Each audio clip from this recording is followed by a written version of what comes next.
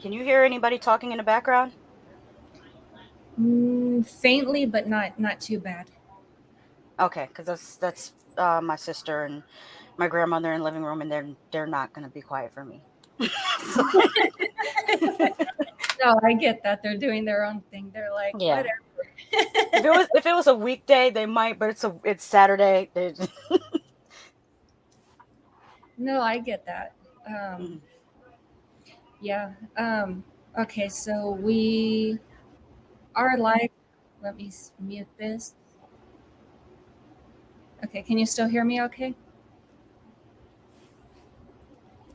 And also because it's Saturday, be forewarned. You might hear motorcycles go by because I have some neighbors that they ride their motorcycles on Saturday. And in Florida, they start shooting fireworks, weeks before the 4th of July. It's just so that's another thing that could happen. Oh no, no problem. I'm dog sitting, so you might hear some hounds. I Hmm. think we've done a stream together where they start Yes, howling. I had a hound before. It was a blue tick, Mm. and Oh, their bark is like something. And then that particular hound, he used to bay at the moon. ah, that's cool.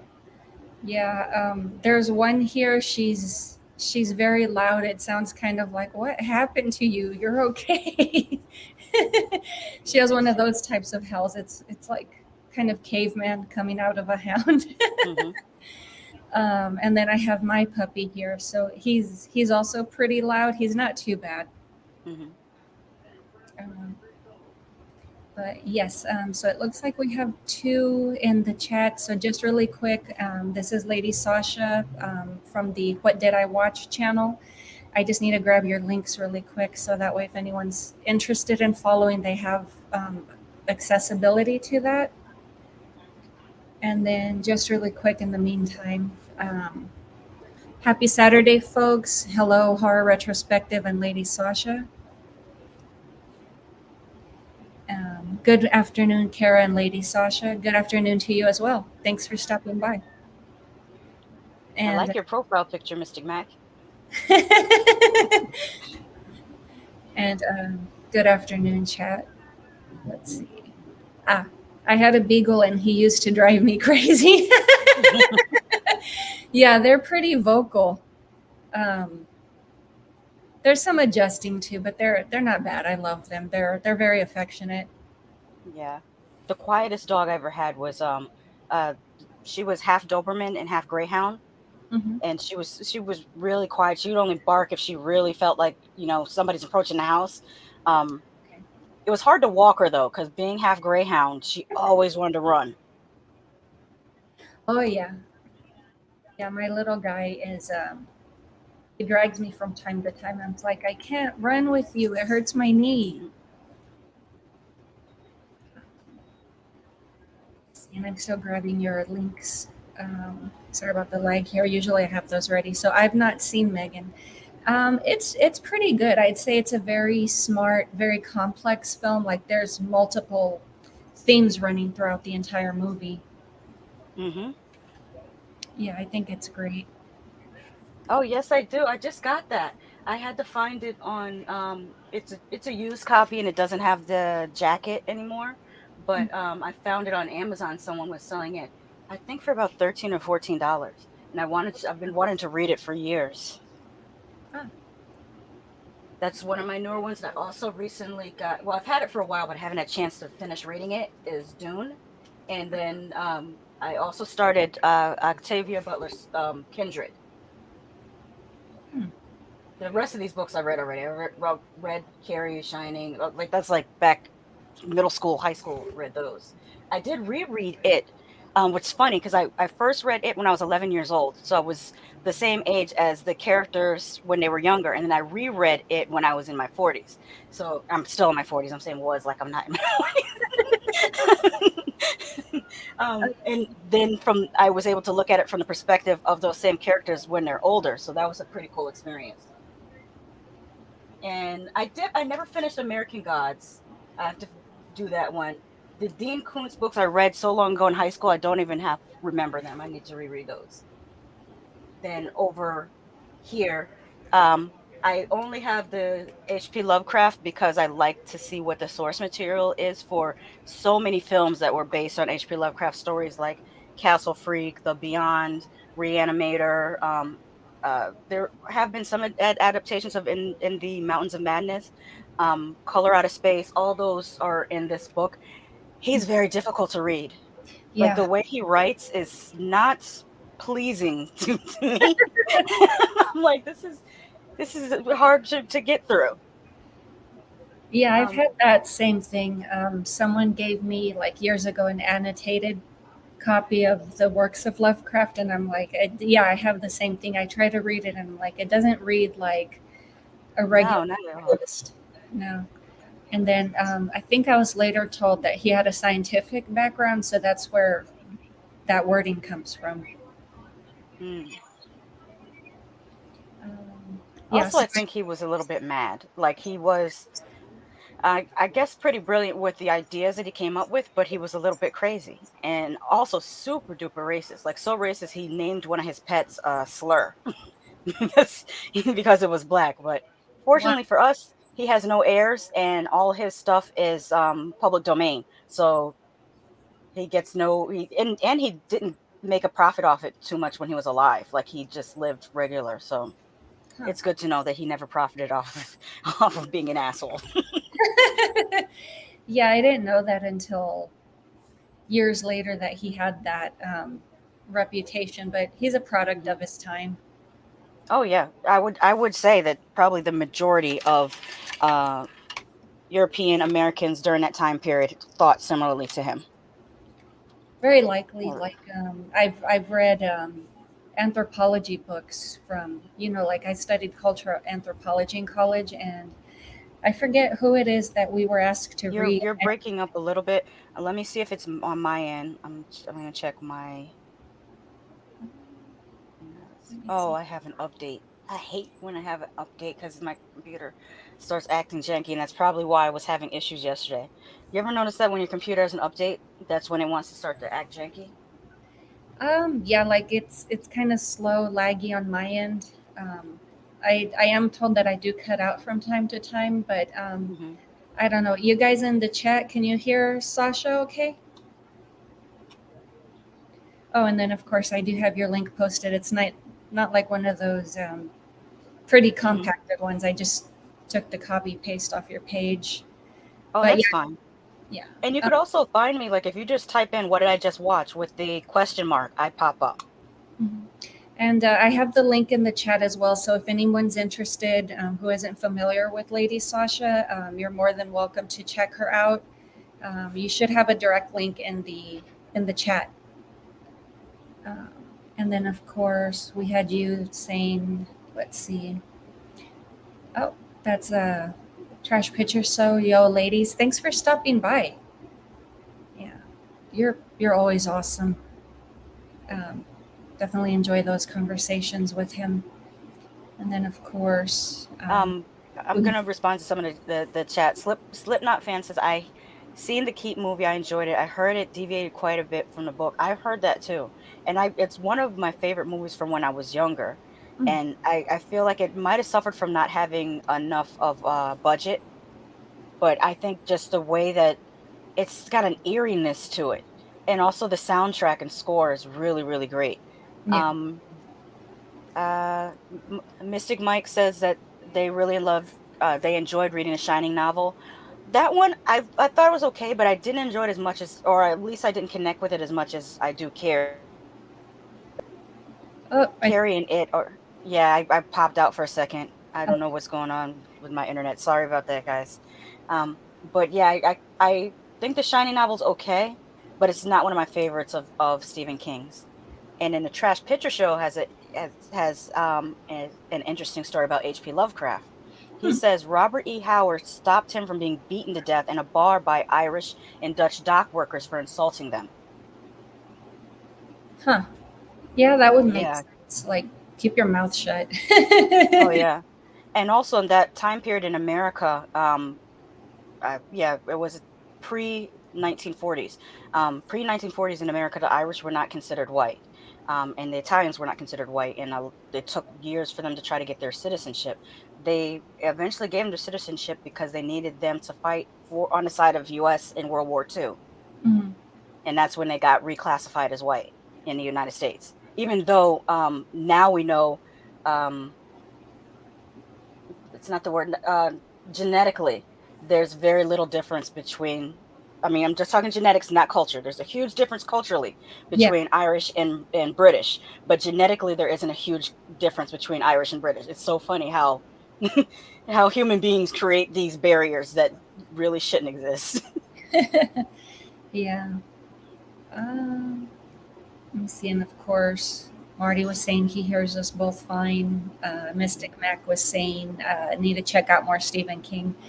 I would recommend Doris Dolores Claiborne if you're like really heavy into plot and emotional connection. Wow, I'm tripping over my mouth. It comes off as like it was written by a woman, which I read this when it Hmm. had first come out, so I was still a kid, but I was very impressed. Like, is this really Stephen King? Like, I know he's good at like his breakaways, like Stand by Me and Hmm. Green Mile, but this one really impressed me. Yeah, Uh, I would agree with his writing of female characters because that's what connected with me with Carrie. Like, how was he able to capture the emotions and the thought process of a bullied teenage girl so accurately? Like, it's just amazing. well, actually, I read that she was based off of, I believe, a girl or two girls that he actually knew while he was going to school. Mm, Um, I mean, one of which the family was so poor the girl had to wash and wear the same clothes every single day, and that's one of her reasons for her being made fun of. mm-hmm. Um, and then, of course, as YouTube requires, years later she unalived herself just due to the Oh, trauma. that is terrible. Yeah, And I can connect to that because I'm not going to derail the stream, but middle school, worst 2 years of my life, and I've had those ideations during that time for similar reasons. So that's probably why I connected to that book so much. yeah. It's just hard for me to watch the movie. It's just like I feel so bad for you, but you also make me feel bad. And Hmm. it's kind of like I put it in that category of watch movies if you want to feel bad about yourself, like Yeah. Carrie, um, Pet Cemetery. I mean, those are pretty heavy too. Hmm. Yeah, but I enjoyed those. I think the pilot show of Carrie, I forget which channel was going to put that out. What's her name? She was in May. Angela Bettis. Hmm. Yeah, and they put more of the background into it. The remake of Carrie worked more background into it as well. So Hmm. I enjoyed those, even though the other one's a cult classic. But I enjoyed those two just because they include more background that was overlooked from the book. Yeah. I don't think, well, maybe I'm misremembering, but one of the things they typically leave out from the movie adaptations from the book is the doctors. There's all these parts of the book where it's the doctors talking to her as she's older. She's like in this mental facility, and they're Mhm. trying to reconstruct, what happened in the past. And I kind of wish they would put that in because it's I don't know, that part's interesting to me, anyways. Yeah, I think it would. I mean, I the bullying helps develop the story. That probably would have added Hmm. more depth to it. Oh yeah, I'm thinking we should have a separate conversation for Carrie now. yeah, yes, that would be cool. I would love that. I mean, if you're interested in coming back. Yeah, always. Okay. Okay, so we can talk that, I guess, after the stream, just Hmm. so we don't get off topic here. Let me see. So I always confuse the keep with the gate. I was thinking, wait, there's a book about the little cave people, and she's so loud and clear.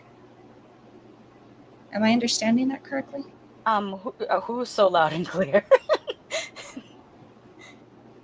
I don't know which she that you're talking about, but well, he'll probably update us, or Um, maybe he's talking about you because you were worried about your mic cutting out, or not mic cutting out, but the internet. So, oh, okay. Yeah, that was probably from earlier, but yeah. Let me see. What? Howard was one of his few friends. Oh, the guy Mm, that stood up for him in the bar. mm. Let me see. I just subscribed to Lady Sasha. Yeah, she's awesome. Thank you, Mystic. Yeah, she's awesome. I mean, she has some really in depth conversations. I believe you also do trailer reactions and episode reviews for things that interest you as well. Yeah, I actually had stopped doing the episode reviews because they were dinging me for copyright like left and right, so I had to stop doing those. But I do still talk about the From series, but on the Evil Tyrone's channel. Mm. We've been talking about it each week, and this Sunday is the finale, so we'll be talking about it on Wednesday at 8 p.m. on the Evil Tyrone. Oh, okay, awesome. But we don't use any footage or we don't even use a poster from. We just talk about it. I don't have a link for them, but yeah, I mean, that would be I'll some. I'll I'll write the name of the channel in the chat Okay. because on YouTube, if you put the at symbol and the name of the channel, it now searches. So if you put at and I'll put the Evil Tyrone Let me see. in the chat. If you just type that up, you'll see the channel. There And we is go. that goes for horror retrospective too. If you're new here and you just came checking her out to find her channel again, if you don't subscribe, which you should be subscribing right now and liking this video, you just put an at horror retrospective and she'll come up. Yeah, I haven't gotten used to that new system. I should have Yeah, done that when I. it's only like 6 months old. It's very new. Okay. Yeah, I should have done that when I promoted you earlier, or asked people to check you out. Mm-hmm. Now they're going to be thinking, "Oh yeah, that's a nice lady."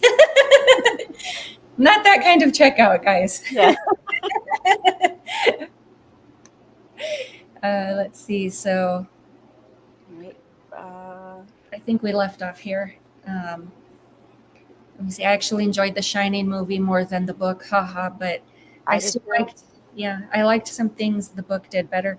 I never finished reading the book. I liked Kubrick's take on it. He made it more psychological. Like you have to kind of Mm-hmm. think, like, is this real? Is he hallucinating? Like having cabin fever. What's going on with this guy? Is he having some sort of withdraw because he doesn't have as much liquor availability as probably he's used to, or maybe that's Mm-hmm. kind of like the candy jar downstairs in the bar. The only thing I didn't like about the movie was that they killed I think the character's name is Mac. Um the guy that ran the kitchen. He was like the manager of the kitchen that he came back to help Wendy and why am I'm blanking on the little boy's name, but he came back to help them, and then out of nowhere um Jack Nicholson's character hits him with the axe. Hmm. Come to find out, Kubrick didn't originally have that in the screenplay. He was going to end it the same as the book, because in the book, he comes back, he saves Wendy and her son, and they go down the mountain in the caterpillar snowmobile type thing. Hmm. But the producers, because this came out in 1980, and the big hits were like Halloween and I Oh, think Friday the 13th, they wanted more blood, so he at the last minute added that one scene just so that the producers would feel like it's more horror. hmm. Yeah, I get that. They kind of wanted to keep up with the competition. Hmm. Um, I liked more the TV miniseries. I think that was a Mick Garris production. Mm. Yeah, and that did include more information. I still haven't finished reading the book, but I'm told it's more true to the novel than Kubrick. He kind of did his own thing with it. Yeah, he did. Yeah. Let me see. Yeah, Lady Sasha, spot on. Right up until the 70s shops and bars in England, no signs that read "no dogs." Yeah, I'm not gonna say that just because I consider it rude. Hmm. No Irish. My uncle was treated like shite when he lived in Birmingham. Hmm. Yeah, and that we had those signs in the United States, and especially in the Northeast around Massachusetts, Connecticut, New England, they would have signs that said "Help Wanted, Irish need not apply." Like Oh yeah. same type of signs on bars. No dogs, no Irish. Like it's crazy. Yeah, I mean, I know some places in the northern U.S. they still put up signs like that. Like I was told that it's one of my parents' stories, but Hmm. yeah, they were told that they walked into a restaurant back when they lived up north, and I mean, they were able to enter without any problem, but the waiters refused to actually take their order. Hmm. I mean, they were just totally ignored. Yeah, and that's part of the reason why there's so many Black American people that have an Irish surname, because when there were Irish indentured servants here, they weren't allowed to intermarry with the white people, so a lot of them took black wives. That's why you have like a Shaquille O'Neal. Somewhere in his history, there's a great great grandfather that came from Ireland. Yeah, yeah, that makes sense. Uh, Hmm. yeah, I wasn't aware of that. Hmm. Um, okay, here we go. Carrie is a classic for sure. I'll definitely check out the book. I bet it. Oh, it's an awesome read. I loved it. Hmm. Like for being such a short novel, I think like a novelette, it really packs in a lot more. So it feels like you're reading a book that's actually longer than it really is. Um, yes, do a Carrie stream. Yeah, I think that would be fun. Um, Let me see. Yes, HR asked if we can hear LS, and I responded. Oh, Not sure. okay. Oh, okay. Okay, and then of course we get back to that other channel where you do the episodes reviews, I believe. Yep, for AMC's From, which is done by the same people that did Lost. Oh, okay. See, I didn't know about that. I'd have to jump over myself and check those out. Hmm. Yeah, I like to keep up with like cross channel stuff. I'm like, it's a good way to discover new channels. It's also a good way to see like, okay, like your what would you say, your analysis on other mediums and genres. Hmm. And I believe I've said it before. You're very insightful, which I mean, you even give me new things to consider, or like, hey, I didn't think of that, and I'm like that. I love that. Oh, thank you. Sometimes I wonder, like, am I just um, rambling too much? And it's good to have positive feedback. No, absolutely. I enjoy that. Oh, can we see an impromptu Megan dance during the episode? I won't be There's able to. I'm an avatar. there- there's not enough room. No, I'm sorry. Darn it. That would have been fun. I'm like, that's like, it came left field when that scene came up, and I assumed, because I had forgotten the first time watch, I had assumed that, oh well, she learned that from pop culture, possibly watching TV with Katie, and then the second watch, I'm like, oh, she taught her that dance. Hmm. But it totally came up left field, and I love that because it works more that comedic angle, even though I didn't right understand it at first. But yeah, I caught a lot more of the comedy watching this. Like, for example, um, what was it? That Pets toy, which it's Yes. really crude with all the farting and the pooping. Yeah. I What? believe he also makes adult references, even though it's a kid's toy. Hmm. Or oh, when they walk into what Katie's new home, and the messages are going off, and I laughed at 5 Tinder messages. Hmm. And I'm like, okay, it's you're very work orientated and you're lonely. I get that. I mean, it's funny, but it's a good character development. I mean, did you have any thoughts on that, or? Um, I liked. What's funny is I feel like I kind of at first identified with the auntie character because I'm that type of aunt. I have unboxed toys right here. Oh, and, and I was thinking, would I let my nieces and nephew open them? I oh no, don't. I couldn't do it. And you see the grimace on her face too while she's opening Hmm. it. Like, I don't want to do this. Hmm. Um, But I would have bought them their own toys. Like she had such a tunnel vision. Like, why wouldn't you think to just order her some toys? You know that you're taking custody of her. Why wouldn't you just hit up Amazon? You could have them tomorrow. yeah, yeah, absolutely. I mean, she even asked Twitch, kind of, hit. Darn it, I'm momentarily missed her, Katie. Mm-hmm. Sorry, I like, she kind of struck her in the gut. Like she doesn't really consider things about the girl. Like she's socially detached herself, especially with Mm-hmm. all the media and that, that attachment that we all have to certain things. Which I love how that was worked in. Mm-hmm. Like I know I can definitely be attached to certain things. Like I always check certain apps every day. I get my news off of Twitter because I have a subscription to local news Mm-hmm. subscription. I follow local news through there, so that's how I get my news. Yeah, something else that it didn't hit me while I was watching it, but after I watched it, the scene where the aunt threatens to take Megan away from her niece, and she flips out and starts screaming and smacks her. And when I saw the movie, I was like, "Well, that's an overreaction. That's just doing too much." But in the weeks after seeing Megan, I've seen at Mhm. least 3 or 4 videos of teenagers completely losing their shit because the teacher took their cell phone away. Oh yeah, So it wasn't really um, unrealistic to have that in a movie. It was extremely realistic to have that in a movie.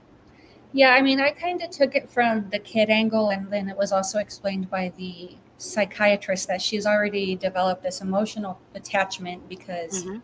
I mean, obviously Megan spends more time with her than the aunt does, and it's kind of like, no, that makes absolute sense. So that also helps build, Mhm. that not character. Darn it, the word won't come out. Characterization between Megan and the, I want to say robot, but she's more of an android, I think. Mhm. Yeah. So I mean, she's completely attached to her as like you love me, you show me affection, you spend more time with me. The aunt's more there like you keep a roof over my head, you feed me. That's pretty much your main function here. Oh, Um, oh, I'm sorry if I skipped ahead of you. oh wait, there's a few. Wait. Okay, Um, Mystic Man said corrected me. He said Dick Halloran. Yes, that's the name of the character. I'm just gonna go yes. through kind of fast. And the actor's name was Scatman Crothers.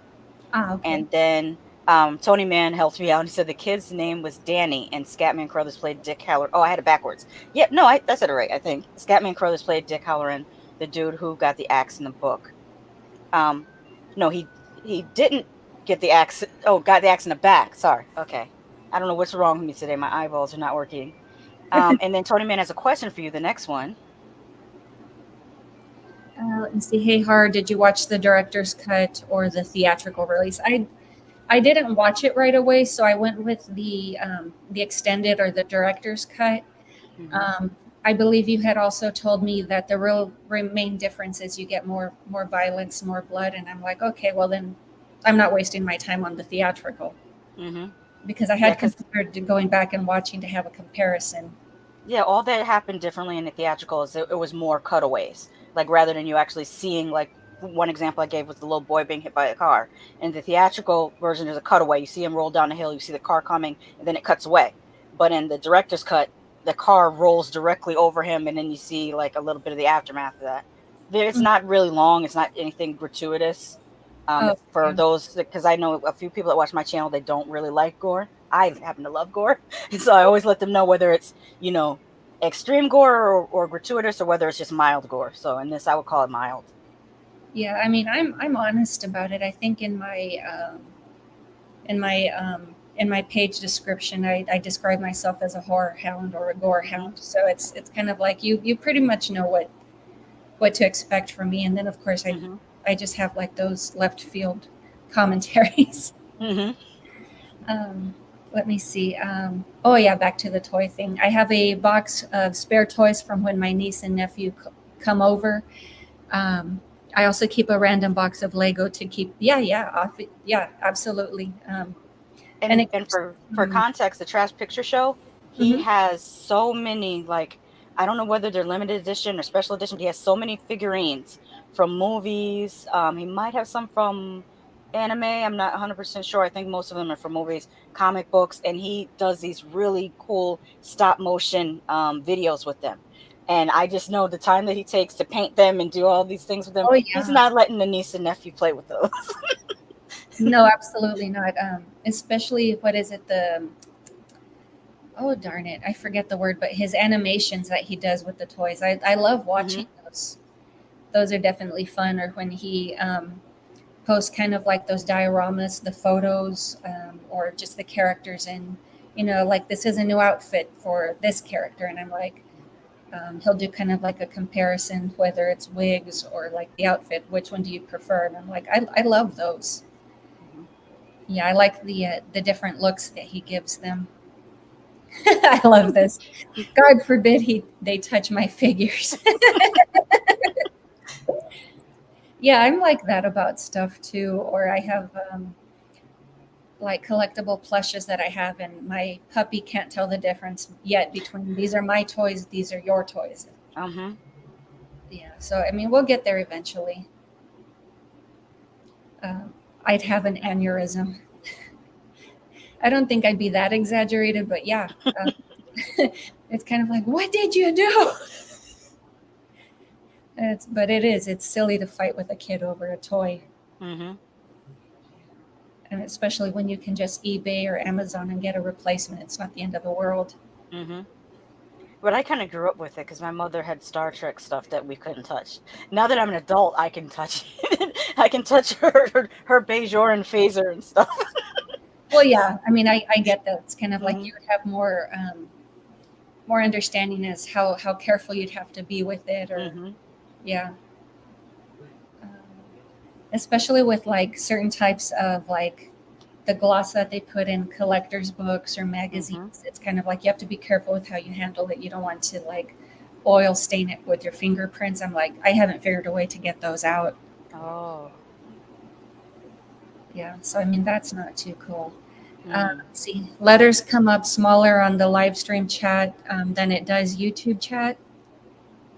Oh, StreamYard than it does YouTube chat. I normally need to get a good zoom on or a good pair of readers on to see the chat well. Oh, I didn't know that. So I will have to on my next stream, I think I'll try. I haven't tried the YouTube streaming thing in years. I think I tried it once when it first premiered and Mhm. I didn't like it so much and I haven't revisited it. So since it's been like a good 4 years, it probably has improved dramatically.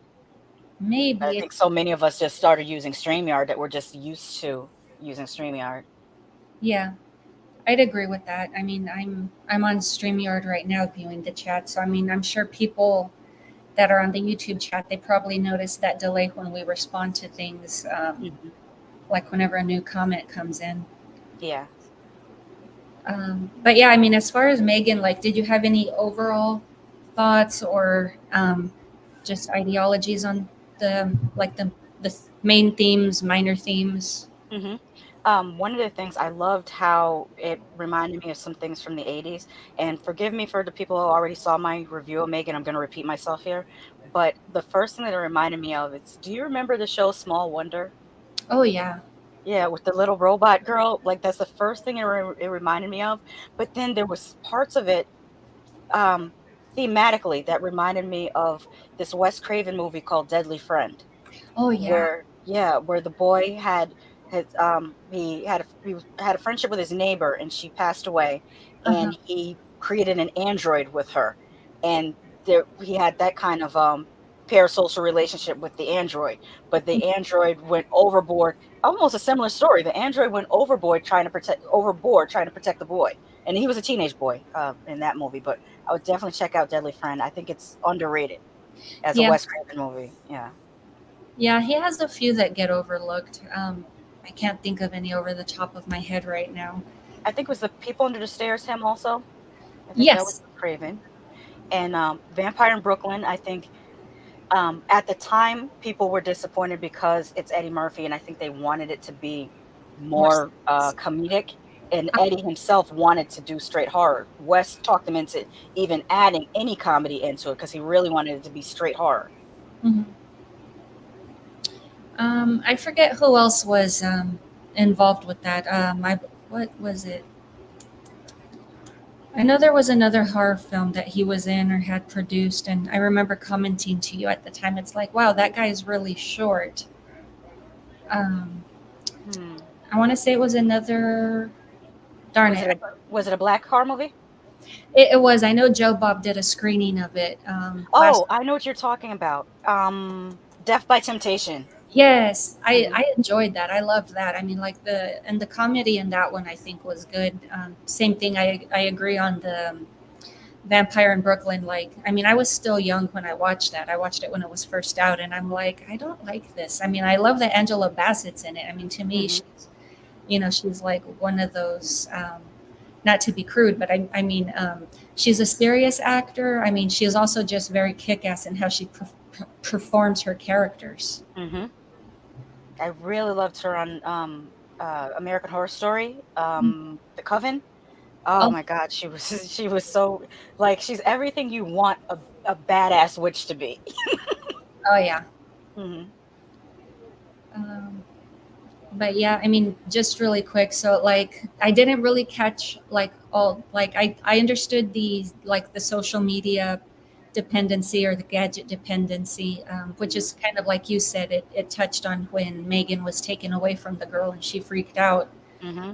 Um, but yeah, I can definitely see that. Like, even when parents remove like other like computer gaming or just like consoles from their children, and they're kind of like, this sucks.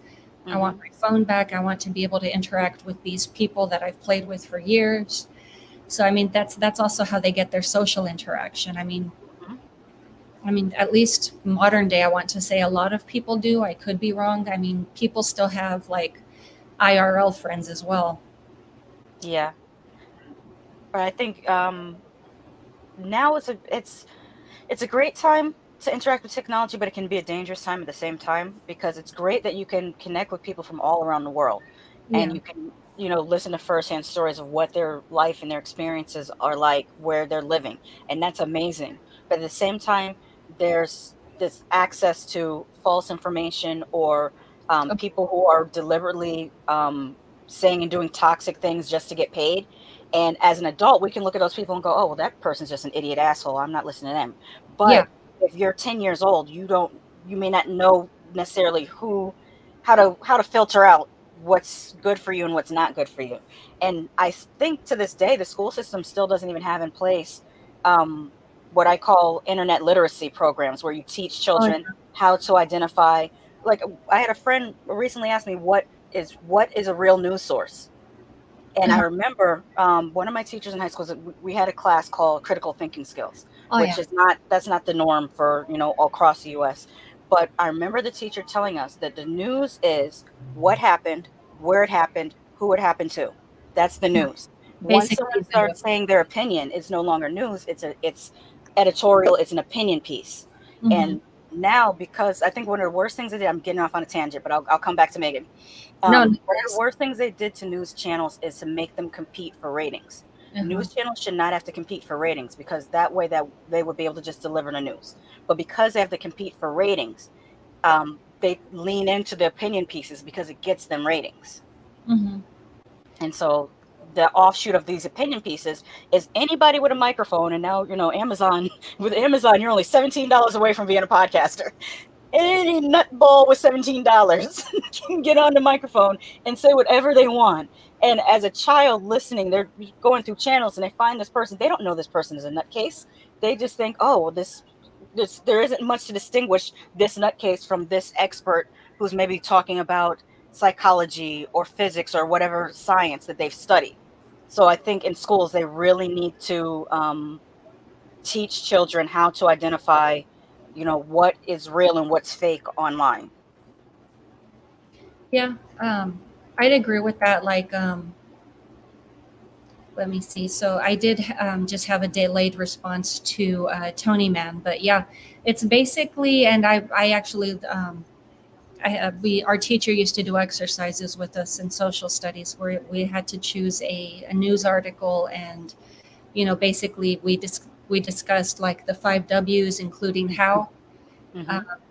so yeah, I mean that's basically a good way of determining a source. I would disagree with the way Rupert Murdoch has his reporters do things, because they sneak in their own opinions. Like Hmm. their starting comment is usually some people say or some people would say, and that's where you have to say, oh well, that's that is the reporter's own opinion. So I don't Hmm. really consider that news.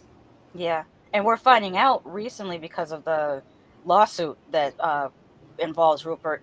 Sometimes it's not even the reporter's opinion; it's what the producers told the reporter to say is Mm. their opinion.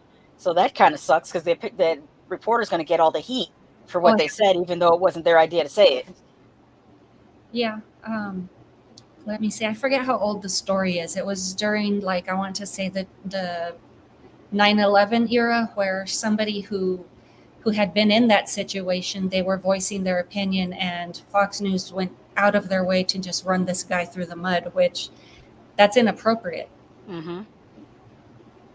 But That's their terrible. they even got their viewers to turn on the poor guy, and I'm like, are you social media now? Yeah, but that's. We'll get back to Megan. We could talk about this all day. I love talking to you about this stuff because you understand what I'm saying. No, I mean, I love these Yeah. conversations, and especially how you touched on critical thinking, because yeah, I mean, that hadn't occurred to me, but yeah, I mean, that's very important in this day and age, especially how people lose their social skills. Like when you try to talk to a Yes. person, a live person, um, we can also tend to lose our manners, or we Hmm. just don't know how to interact with real people. And some people just realize don't connect that, oh, this person lacks social skills. I shouldn't, take Hmm. as much offense. It's just they don't know how to talk to a person like in actual regular communication. Yes. So I'm seeing a lot more of that as well, especially in like modern day. I mean, even people like within our age range. I mean, I'm Hmm. also in my 40s, and it's kind of like even when I worked at Fry's, which was an electronics store, and I mean, you have not to Hmm. be like rude, but you have kind of like more of those geeky tech guys. I mean, Oh working yeah. with them, I mean, like, yeah, you notice it's like they don't really know how to talk to people, and it's not a knock on them. It's just Hmm. I put it back to lack of social skills. Yeah, and also, um, being Gen X, I think we may have suffered from, and this is also happening with what I see with millennials as well. Mhm. I think it was we were a generation that for the first time our parents could leave the television to babysit us, or Oh yeah. cable, or in later years the computer and video games to babysit us. And um, on one hand, I can see it from their perspective that they were working hard, they got a break from having to constantly be in surveillance of their children. But at the Mhm. same time, it created some people that are so into their tech life that they don't know how to interact outside of that. And I it didn't really hit me until I ended up going back to college in my 30s. I went Mhm. back for my master's degree, and there were students that were game design students at the same school, and everyone could tell who was a game design student because if you said hello to them, they'd be like, "Hello." Like they'd be literally afraid to look at you in the eye and say hello back. And then it was the social skills were so lacking, and I wondered why I brought up the parents is I wondered how a parent could let it get to this point. The school had to call an assembly and tell they called it for everyone because they didn't want to single out the game design students, but we knew that they were talking about the game design students Mhm. because they specifically said, we know that you're programming and you're really into what you're doing, but it's important for you to shower and brush your teeth. Oh wow. And I was like, wow. But I'm thinking, did your mom never stop you and say, hey, you don't smell so good today. Take a shower. Like what happened with that? Because I know if it was me, and I mean I have an older brother he's an engineer, so he's into the programming thing. My mother would say, hey, go take a shower, put some lotion on, put some deodorant on. Like she would tell him. And so I'm wondering with them, do you have parents that are so or maybe so proud of how intelligent their child is that they don't also tell them that you do need to be able to interact with people. Like we're Mhm. very proud that you're super intelligent, you can skip a grade or not, that type of thing, but you have to be able to interact in the world with other people. So I always wonder that. I don't have the answer. I'm just, thinking aloud. Oh yeah, I remember that. And then once again, not to pick on people, but yeah, when I was working at Fry's, I mean, we did have people that smelled of feet. We had people that smelled Hmm. of underarm.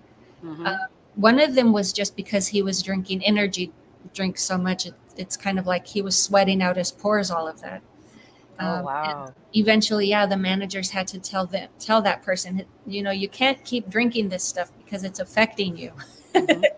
And I'm like, If he was that's drinking that much of it, it will affect his heart too. ah, yeah, Yeah. yeah. And I mean, the gross part of it is, I think it's Gatorade. They kind of include like um, bits of like animal in their drinks. I forget Oh, I which didn't know that. I forget, yeah, like which innards exactly. So some of those drinks are not even vegetarian or vegan friendly. Wow, I didn't know that. Well, I imagine if any of the drinks have any type of gelatin in them, because I know gelatin is an animal product. Yeah. Hmm. Oh, we have some more comments. Let me Tony see. Man says about streamers. Oh yeah. There it is.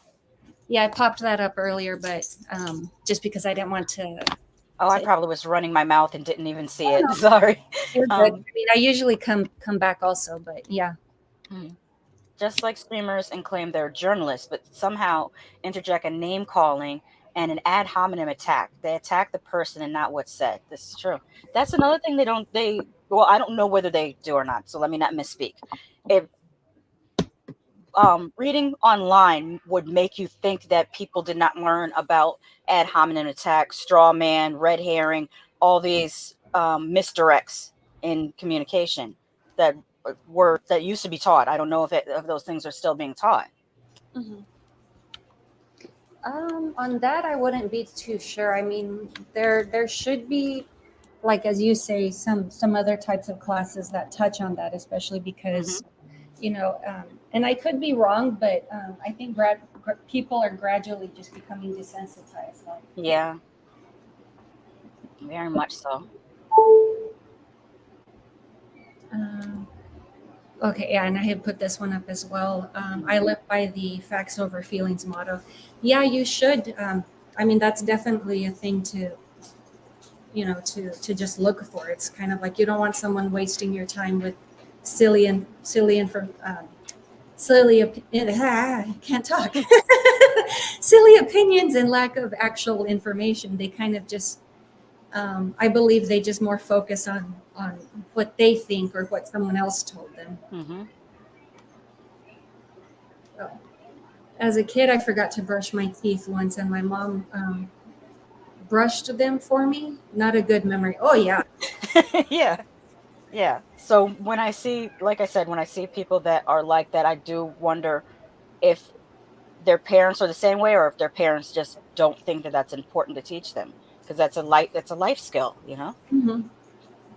Yeah. I mean, I think it's just assumed, yeah, that parents should do those things. I mean, Hmm. parents do it while we're younger, but it's Yeah. like we forget that they're things we have to keep up with. Hmm. And then, yeah, just touching back on Megan. I mean, that's kind of a thing that what was her name? Starts with a G. The aunt. Where are my notes? Let me see. Anyway, I just can't remember right now, but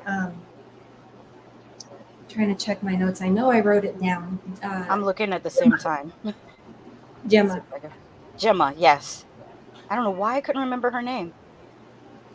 I know I started with a G. I think for me at least, it's an uncommon name. Hmm. I think it's more common in the UK and Australia Possibly, yeah. because I've seen. I mean, I'm just going based on media. I've seen like different um, movies from the UK and Australia, and a lot of times they'll have a Gemma or an Emma. So I just figured, oh, it must be a more common name over there. I mean, I figured it was a nickname. I mean, I imagine her name would be longer, but I could be wrong. Ah, could be. Like the first time I noticed the name or heard the name Lisa, I'm like, that's kind of like Lisa, but with a lisp. Hmm. And I'm kind of, my first thought were, what kind of a name is that? Like, not in a rude way, but it's kind of like, I've never heard this. But yeah, I mean, Gemma, she basically expects, like, she treats Megan as a babysitter, kind of Hmm. like you were saying, the TV, the gaming, live streaming, whatever that people tend to do now. And she just wasn't developing a relationship with the girl, which makes sense that when she did try to rear her in, the little girl was more like, well, I don't need you. I don't Mhm. have to eat my vegetables if I don't want to. You shouldn't be telling me what to do. And I can understand that from her point of view. It's kind of like, you're never here. Mhm. It's like, why should I listen to you? Megan tells me what to do. Megan helps me more than you do. Like, remember to flush the toilet, roll your sleeves, Mhm. wash your hands. And even from that information aspect, she was saying, I'm already on fourth grade math level. I mean, I'm not sure of her age, but Mhm.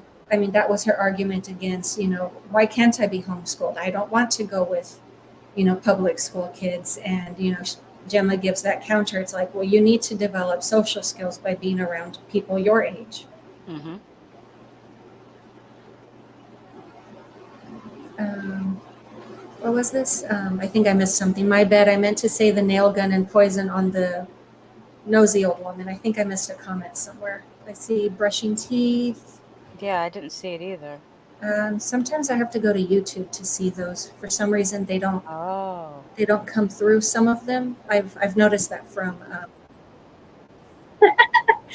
Yeah, that was the echo. I went to YouTube really quick. No, I don't see it. I went back to see if there was something I missed. Yeah, Tony Man, I don't think it posted correctly to us. Yeah, I mean, the last thing was the streamer's comment. I live by facts over feelings. And then it just jumps to, my bad, I meant the nail gun and the poison on the nosy old woman. Yeah, because your last comment is about the brushing the teeth. Yeah, I Yeah, I don't mean, know why. yeah, I mean, I've noticed because people in the chat, they've told me, are you getting the comments or Mhm. ah, Yeah, and it Uber causes people to Eats. think that we're skipping their comments, and we really aren't skipping their comments. They're just not displaying. Yeah, Okay. I mean, yeah, I've noticed sometimes I have to jump back and forth, so I hopped over really quick and no, I didn't see it there.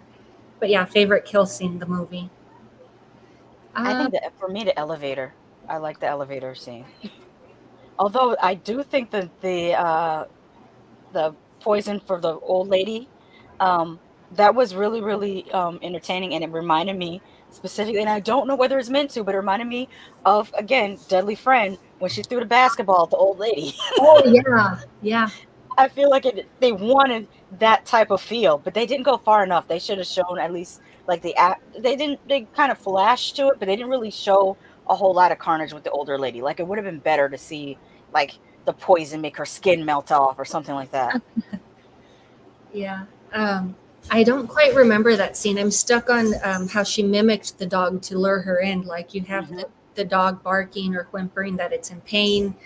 And then you just see these creepy glowing eyes. And my first reaction is like, okay, I know that's Megan, but my first thought was, what is that? Because Hmm. it just kind of comes in so quick. It kind of takes a while for me to register. And I'm like, I enjoyed that, how she lured her in, but I don't remember the nail gun. Hmm. And I thought, well, that's really creepy and smart the way she drew her in. But I mean, she's AI, so I mean, she's always constantly adjusting. She even mimics Katie's voice, like when she Hmm. recorded that memory for her. And she also mimics Gemma's voice when they're arguing, and Hmm. she has her hand over Gemma's mouth, and Katie comes in the room and she mimics Yeah, Gemma's voice, saying that everything's okay. yeah, yeah. I remember that. Yeah. And I love her sitting at the piano. The way they lit it so that it's dark everywhere but her eyes, Oh yeah, that was really nice. the classic old Hollywood lighting. I forget what it's called, but I love that whenever I see Mhm, it in films. Like, I think modern day you mostly see it in noir or like the evil characters. You see that. mhm. I I was forgot. surprised they didn't do that in, Pearl, Pearl. or at least I don't remember them doing that in Pearl. Pearl, the, sequel to X. I don't know if you got a chance to see that. It's meant to take place around 1915, 1920-ish, or it might be a little bit later than that, but I know it's at the beginning of when films became popular. Okay, yeah. I've been meaning to watch X. I haven't gotten to it yet. Same with Pearl. Mhm. So I mean, I didn't know that it was a sequel, but yeah, I mean, same girl. So I mean, I'm Mm, becoming interested in her filmography just because it's kind of like, she seems to be popping up more in regular. yeah. I believe she was more of an independent actress, but yeah, I mean, I can see she's transitioning well. I actually misspoke. Pearl is a prequel, not a sequel. Sorry, it's a prequel to X. Oh, okay. Yeah, I haven't seen those. I mean, there's quite a few of the modern ones, like because I mean, obviously, my whole thing is like retrospective, so I like to do like the older films, like Hmm. 60s up to 90s is mostly where I go, mid 2000s. But yeah, I've had suggested like watching The Menu. I've been trying to watch The Men. I mean, so there's Hmm. there's quite a bit of stuff that I haven't seen. Yeah, Men. I think you'll enjoy that. It's kind of experimental, very indie Oh, feel to it. Even though I want to say it's A24, it might be A24. I love But A24. yeah, but it's very, and I think if if if I were to guess, I would think, or I would guess that I think you will enjoy Pearl more than you enjoy X, but I could be mistaken Hmm.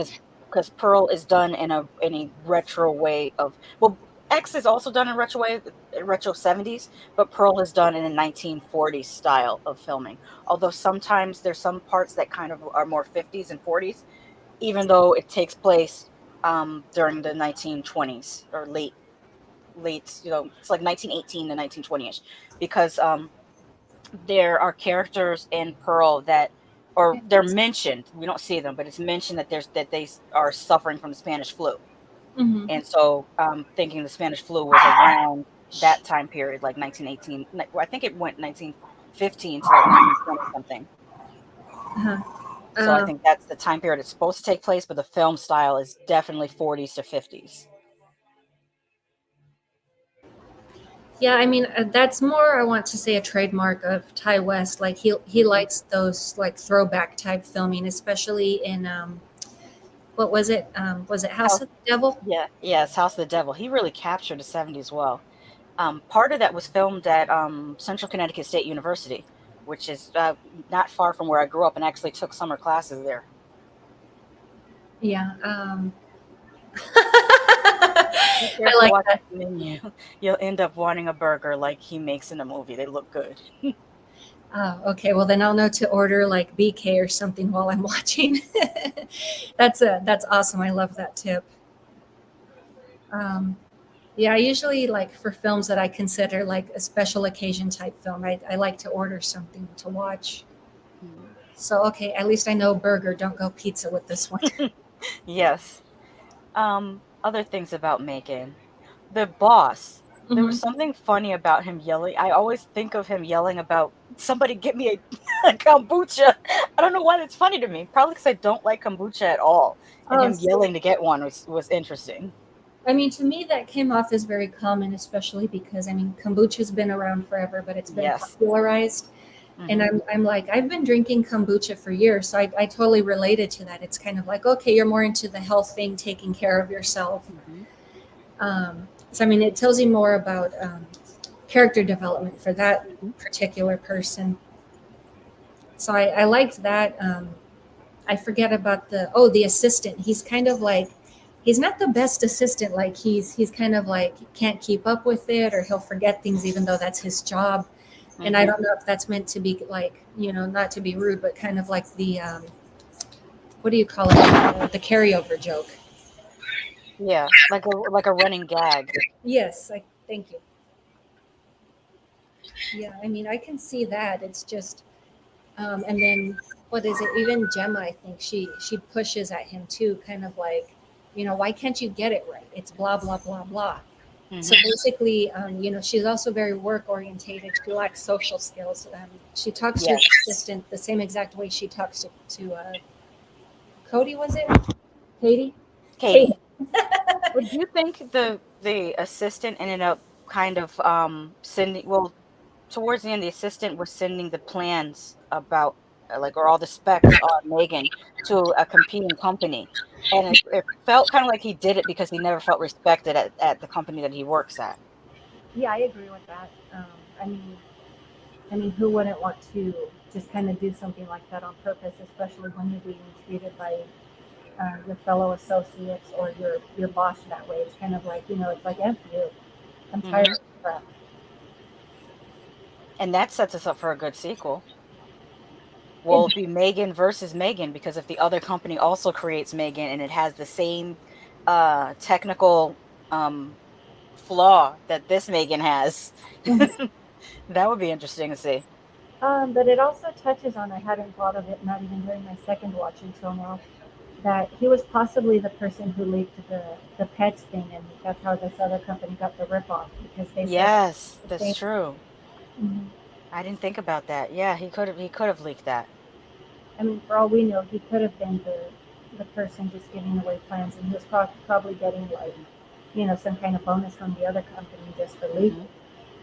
So he would be more like a mole for the other company.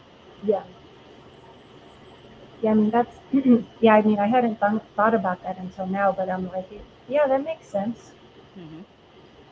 I did read that the writer of Megan, she initially wanted more carnage, but unfortunately she wasn't able to get the kill count that she was going for. Hmm. And it's pretty interesting because we don't see a lot of black female horror writers. Uh-huh. And let me see, I'm sure I have her name in my notes. I'm drawing a blank, but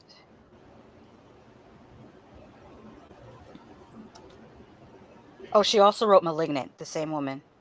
Oh, Malignant. I didn't like that one. I liked it, but I like camp. Oh, I okay. would say for me, the second half of Malignant is more fun than the first half. Why don't I have her name written here? I think that's why it's just kind of like for me. It seems like it got cheesy after a while, especially things with how the character would twist and turn around. But that also reminded me of the dark half. Like how she has Hmm. that in Yes. Parasite. Yeah. Akila Cooper is her name. Ah. Yeah, the dark half, that's a good comparison. I was also thinking of Basket Case because it involves Oh yeah. twins that were separated that didn't want to be. Yeah. I hadn't Oh, thought. Tony Man got it for me too. Akila Cooper put it there. Yeah, Mhm. I'm interested to see what she does next because she clearly has very interesting ideas. Malignant is an interesting idea. Megan is an interesting idea. I want to see what she's working on next Mhm. as a screenwriter. I think I like how her mind works. Yeah, I can see that. I mean, I have like my certain people that I follow also, like whether it's Mhm. writers or producers, and it's kind of like I don't care what the movie is. Hey, they're not even playing with you. You don't have to be jealous.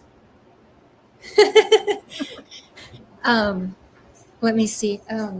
Are you a fan of Ari Aster? I'm not familiar with that.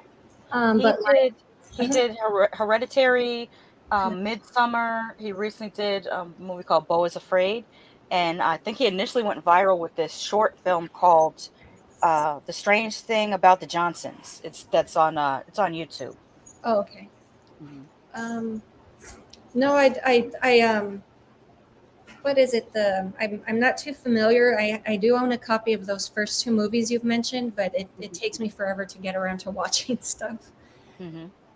Let me see. I don't recall the guy who did like the Norseman.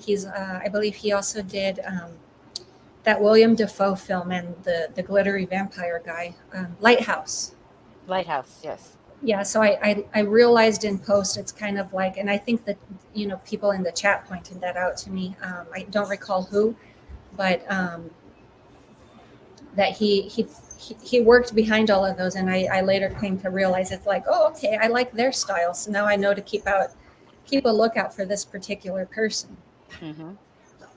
Yeah, it's kind of like I didn't know I liked their work, but yeah, it's kind of like, okay, now I know. Definitely. I also have been enjoying Jordan Peele. I am probably one of the few people that liked Nope, but I think it's because it was a departure from what people expected from him because he gave us two back-to-back horror films. Ah, I think people didn't. I think they were expecting another horror film, and so they were let down if they wanted a horror film and they didn't get it because Nope is an adventure science fiction movie, and mhm. it has more in common with like Close Encounters of the Third Kind or Oh yeah, there you are. Yeah, that feel. I'm trying to think of another Buckaroo Banzai, Adventures Across the Ninth Dimension. I think I'm saying the title right. Those type of movies, that feel. So if you're into that type of adventure, science fiction, I think you'd really, really like Nope. There are some horror elements, like there's a whole sequence with a chimpanzee that goes crazy on a movie set that is terrifying. Oh, But outside of that, it's more, adventure movie than horror. oh, okay. Hey guys. Oh, I didn't know that. Tony Man says that Akila Cooper is writing the screenplay story for The Nun 2 and Megan 2.0. Okay, I'm looking forward to that now. Yeah, yeah. And I I was get to dress up like the nun again. I have a video of me dressed up as the nun. awesome. I'm gonna have to recut it though, because I think I put what is it? I think I put like some footage from a movie in it, and I got a copyright claim, and then it said that it wasn't available in certain countries, so I'm gonna have to re-edit that one and put it back up. Yeah. So I will do that. I usually stick to the 6 to 7 minute mark. I mean, I really, get it on to where it just depicts what I'm talking about, and that's Hmm. kept me from getting hits. Yes. Do you mean 6 to 7 minute? Like you wait until the 6 to 7 minute mark in your video before you show any footage? Oh no, I meant like 7 seconds. I said it wrong Oh, of footage, oh, and 7 seconds. Okay. that's kept me under the radar. Well, I've found with my newer videos that I haven't had issues if I alter it. Like Mhm, if I'm showing something from a trailer, for example, mhm, if I re-edit it so that the scenes are in a different order, then I mhm. don't have a problem. Then if I play it as it is, even if it's for like, I usually do the same thing. I think at most I'd show 10 seconds, but I Oh, have to alter it or else I might get dinged. And also I found out that it depends on the movie company. oh Like yeah. if you're doing anything Troma, Lloyd Kaufman, because he's an independent director and he loves free promotion, you Oh, never have a problem if you put something from Troma in your videos. But if you do Warner Brothers, if you put a poster from Warner Brothers, they might get you for copyright. Like they don't understand promotion at all. I'm like, I've never seen a company not want to be promoted as hard as Warner Brothers. yeah. See, those I would argue against, like especially because I like to put up the poster. I like to show Yeah, stills mixed in with footage from I do time to too. time. Yeah, it just depends on the review, but on those, it's like especially if it's stills, I would argue that copyright. I'm like, I didn't Hmm. show like any film cuts. It's like, no, this is all original. I even have like that copyright thing in my description. Hmm. So it's kind of like, yeah, certain stuff I will fight. Yeah, same here. I have a whole script that I go to when I have to appeal a copyright decision. And I've done it on my other channel. I used to do a lot of reviews of 90 Day Fiance, mm, and every single review they would ding me for putting up pictures, and I would have to submit a dispute every time, and I must have submitted at least 10 to 15 disputes, and it always gets released. So I would think, like, after the 15th time that you've done this and YouTube, releases it, why do you keep doing it? You're clearly not in the right, because each time you do it, it gets reversed. So why do you keep doing it? I think it's part of like the YouTube, matrices where they look for certain things in a video just because they don't want to be bothered by the major companies also. Hmm. So like So, they just look for things to ding just to keep their own backs covered. hmm, well, so far, we're not having this issue on TikTok, thank God, yet, because it's always happens. It was like that on Twitch too, as I recall that they had loose restrictions when they first started, and then things got tighter. And I anticipate that happening with TikTok eventually. But Hmm. right now, people are able to talk more freely, show clips and everything on there. But their issue right now with TikTok is the payment system. Like, from what I'm hearing, you have to have like 100,000 views to get $5. It's like, yeah, that's not very good. Yeah. Like you have to, that's not good at all. Yeah, like I remember a few years back they tried to ding me for my review on Pet Cemetery. I'm like, there's no footage; those are stills.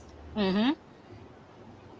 Yeah, I forget the company that produced that, but I know they're also known for dinging people. Mm-hmm. Um, Let me see, but oh yeah, so I did forget this about the dog that was murdered. Oh. Yeah, I use the word murdered. Mm-hmm. I'm probably not supposed to, but I view animals as equals. Mm-hmm. But I didn't have access to a commentary. I don't know if you did, but um, I didn't either. No. oh, okay. So I didn't. Hey guys. I didn't find like any commentary available for streaming either. But I was wondering if like the dog, his name was Dewey. Is that a Scream reference? Oh, I wonder. That would be interesting if it is. Mhm. I mean, I could be wrong, but I believe they made cross references to other stuff. Mm-hmm. Yeah, so that's kind of why I got thinking on that. I'm like, is that supposed to be what was it? Deputy Duty? Mm-hmm. Deputy Dewey. I think that's from what, Scary Movie? Didn't they have a Deputy Dewey in Scary Movie, but he was just really like they made him ultra goofy. Oh, okay. Yeah, I mean, I was wondering on that. Like, did you have any thoughts on that, or I didn't notice it until you just now brought it up. I did not notice that at all. I do some of the references that I would guess, I'm not going to say I picked up on because I don't know whether I'm correct or not. yeah? But when Megan was first introduced, it did feel a little bit like RoboCop, like the way she was Oh, strapped into that thing. And when they come in front of her, no, it is specific because you see Megan's point of view and you see like her little schematics on the screen. And it's almost the same as when you see from Murphy's point of view in RoboCop, and the doctors or scientists are around him, and you see his schematics. Yeah, I think that's a RoboCop reference. yeah. Tony says in Scary Movie was Officer Doofy. Yes. Yes. See, I haven't seen those. I saw the Oh, one with the weed monster, but I don't know which part that one was. oh, I don't know. But I was having a conversation about this maybe on Wednesday about how the first two Scary Movies are really really good, very very funny because they are produced and written by the Wayans brothers who also did In Living Color, and they did Oh yeah. Go and Get Your Sucker, and they worked with Robert Townsend on Hollywood Shuffle. After that, Freeberg and Seltzer took over the series, and it's not quite as funny. It's a little bit uh, it's super duper corny. It's not as funny as the first two. So when it switched writers, that's when the thing kind of tanked. Oh, okay. Yeah, I mean, I've only seen like a few. What was the one? I don't. I'm not sure if it's the one with Carmen Electra where they were spoofing American Pie, where she's like running through the sprinklers, and she's all like sexy and stuff, and then I think she gets sent off flying and thrown off in some other direction. Is that the one where there was one where a character's running and there's a sign and it says to imminent danger this way, to safety this way, and she runs towards imminent danger. I don't know if that's the same one. I'm not sure. I just remember that one bit, and that was my first thought is like, were you spoofing that also? Because I know they also cross. I'm not sure if that was within the era of American Pie. It's possible. Hmm. I, I don't remember. I just remember the first one was literally spoofing Scream. And then Mhm. the second one was spoofing like haunted house movies. Like I think it was not in general. I think it was mostly spooking The Haunting mixed with The House on Haunted Hill. And I think that could be why the second one, I don't know how familiar people are with The Haunting and The House on Haunted Hill, because it kind of mixed more the jokes from the original movies than the remakes that we got in the 90s. And I think that's probably why maybe there's a disconnect. Because I think a lot at that time period when they were coming out, more people were familiar with the remakes of The Haunting and The House on Haunted Hill than the original.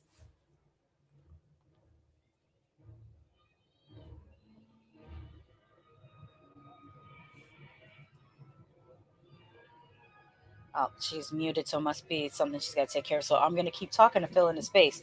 To the chat. Do you have any comments about Megan that we didn't go over? Something that stood out to you about Megan? How did you feel about the movie in general? Is it the type of movie that you would watch again? Did it bring back for me? It brought back memories of when I was younger, like that type of like almost it almost felt like a canon film if you remember the movie company canon, um, where you have some horror elements but they always put just a little bit of campy comedy in it just to balance the horror, and I kind of like that with certain types of movies. Like some movies straight horror is great, but other times that little bit of campiness I enjoy, like for instance with Insidious creeps me out, very very scary. But when they move to the new house and then suddenly you see the little ghost boy and he's dancing to Tiptoe Through the Tulips, that made me crack up laughing the first time I saw that. And it's out of place but perfectly in place at the same time, if you know what I mean. Um, those are the type of things I like with horror. I like a horror movie that isn't afraid to laugh at itself. We get that in Poltergeist too, where it's a straight horror for a lot of the picture, and you get so creeped out by it. But then there's those few little comedic elements, like the remote control fight, like just like what I was saying with the Insidious and the tiptoe through the tulips thing. No Okay. problem. Oh, are you back? You want me to keep talking? Because I can No, go I'm in. I'm back. I didn't mean to leave you on the spot there. Sorry. Oh, no problem. I roll with the punches. This is one thing that you learn about streaming is that shit happens. So Yes. so you just adjust and keep going. No, no, I totally get that. I mean, especially with my dogs, it's kind of like I have to mute from time to time. Hmm. Um, yeah, I mean, they're not all mine. I'm puppy sitting, but Hmm. let me see. So right now I've got a group of five that I've Wow, that's a lot. been watching. Yeah. I mean, for the most part, they're good. It's just whenever they get to playing, it's kind of like, hey, calm down, guys. Hmm. Yeah, I have a similar situation with cats. And sometimes what happens is two cats will start playing, and then one decides they don't want to play anymore, but the other one still wants to play, and that's and that's when you get the little arguments. Yeah, yeah, I get that. Like, well, even in my home, we have two dogs and a cat, and the younger puppy will be like, "I want to play with you," and the cat will just be like hissing, like, "Leave me alone." Hmm. Yeah. Okay, Tony Man says it was all right. I was hoping to have a massacre at the expo or something like RoboCop 2. Well, we'll probably get that in Megan 2.0. Probably. Mm-hmm. Yeah, I hadn't thought about that, but yeah, that opening for a sequel would be awesome. Mm-hmm. So, I mean, who knows what they decide to go with? Just Oh, so you know, I uh-huh. just heard thunder outside, so we're probably gonna have a bit of a storm. This is the usual in Florida this time of year. We usually get it like once a day. So just in case if my internet pops off, that's why. And I'll communicate by phone or try to pop back on. If the power blinks, it'll take like maybe a minute to for me to get back into the live because my modem will be restarting. Yeah, see, thunderstorm incoming in your area. Yes, watch. That's what I was just saying about the Wi-Fi signal. Because Yeah, the thing is, if I lived more close to downtown Orlando or on the other side of Orlando, I wouldn't have too much of a problem. But I live on the outskirts. I actually live in what was a township that got absorbed by Orlando, and I'm like on the edge of a nature reserve, so I'm kind of like closer to the woods, and that's why our internet signal is kind of, if it rains too hard, we lose it. yeah. Okay. No, I get that. Kind of like out in the country type area. Yes, like I can walk right around my corner and there's horses. There's horses out in the pasture. Well, they're probably in the barn now, but yeah. Oh, that's awesome. Hmm. Yeah, I've done stuff like that, and we had horses as neighbors. Hmm. Let me see. The place where I'm puppy sitting is a ways out, but it's kind of set up as a community. Hmm. Yeah, Yeah, ours is similar. Like I could walk that way, the horses, and I can walk the opposite direction, and there's a Circle K. So it's not like I'm not so far away from civilization, and we can still get Uber Eats because I've lived in places where you couldn't get a pizza delivered because it's too far out. Uber Eats, and yeah, yeah, I totally get that. Mhm.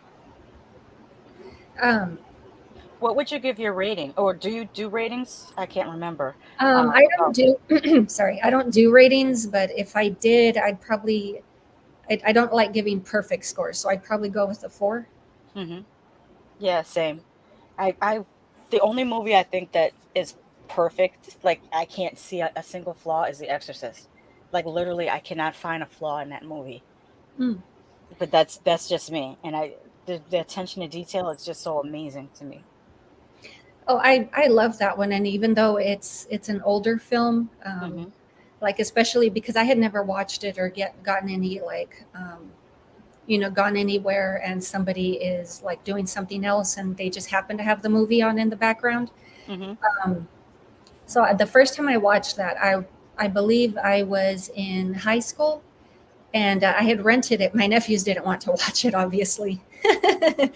But yeah, once it gets to the possession scenes, like that film, I do give it credit. It's like one of the first that actually scared me out of my pants. Hmm. And still effective. Like it still creeps me out, no matter how many times I've seen it. There's still things that creep me out. And what's funny is, um, Reagan doesn't creep me out as much as that flashing face. Yeah, There's yeah. like a face that flashes a couple times in the movie, and I don't know what about it, because you could clearly tell it's just makeup. It's just makeup on a person's face, but there's something about it that is unsettling. I don't know what. Yeah, that what was it? That backup actress that they had for her, but Hmm. yeah, it just pops in so random. It's the first time I watched it, I was thinking, "What is that?" And Hmm. then I was kind of thinking, "Oh, well, that's a personification of Pazuzu." Hmm. Oh, I have the statue. Oh, really? Wow, Yeah, a couple years ago, my sister got this for me for Christmas. It's a Pazuzu statue. I love that one. Yeah. And I'm told, or I believe I watched like someone else's video. I don't know if it's true, but they said that the film was actually based on a god within the region that they were filming in. Hmm. Yeah, I have read that was a real god. And what's funny is in some regions, what Christianity calls demons were Mm. considered gods in other religions. Very Yeah. interesting. Yeah. Oh, and I give Megan 3.5 dancing dolls. Hmm. No, wonder what they're gonna do with the casting. Oh, my lights just flashed. Oh, Because because they have two little girls playing Megan. Um, no, not two little girls. I'm sorry. You have Katie, and then you have the little girl that's playing Megan, and mhm. they're gonna grow. So what happens between movies? Are you gonna hire a different little girl to play Megan? Um, I wonder how they're gonna handle that. And will Mhm. Katie be involved in the next Megan, or will be a new family? Because you can do that too. Because they did that with the Child's Play movies, where like Child's Play 3. No, no. The little boy was still in Child's Play 3, but he was a teenager. But it still introduced another little boy. So no, they did kind of keep with the Hmm. same child with that. But they just let the child grow and interact with Chucky as he grew up. Oh, okay. Yeah, Chucky stayed young, and I assume if we do like go that far in the series, that Megan would just remain young because she's an android. She can't really Yeah. develop as a person. Yeah. But they would have to recast for Megan, because the child actor that's playing her is gonna grow, so they have to recast. But she wears a mask anyways. She wears like the android mask, so they can put any child actor underneath there that can also dance. I loved that in those final scenes where she was attacking. Was it the boss, the Yeah. kombucha guy? Mhm. I'm gonna call him Kombucha Guy too. Yeah. And so she's coming after him. She's attacking him, and I think I mentioned this earlier. She randomly throws in that dance that That Katie taught her. yes, that name will not stick. And at first I was thinking like, what the hell? Like that's so random. And I guess that was partly meant to be comedic until I remember, oh yeah, Katie taught her that dance. Hmm. I Um, think the reason why it doesn't stick as much is because it was shown. We were shown Katie teaching her dance as part of a montage. I uh-huh. actually wish there was a scene of her just teaching, of Katie teaching her to dance. They should have had a whole scene. I Mhm. think that would have been cute, and it would have really, really um, shown Katie's relationship growing with her. Yeah, yeah, I agree with that. And it is brief, it's just I didn't catch that until the Mhm. second watching, and it's kind of like, oh, that makes sense now, because at first it's like, are we going Lolita now? Like, are you trying to be sexy? um, which is probably another thing in relation to like young girls, Mhm. and pop culture is like, especially I see it with music videos, is I Yes. see girls younger and younger, they become more, what is it, like they take on like the clothing and Mhm. behaviors of an older girl, which, I mean, it's ugly to say they attract predators doing that, but they're also, they're not growing up faster than, than we did. It's just they misunderstand and they're thinking, oh well, that's, the Yeah. style, that's the mode right now.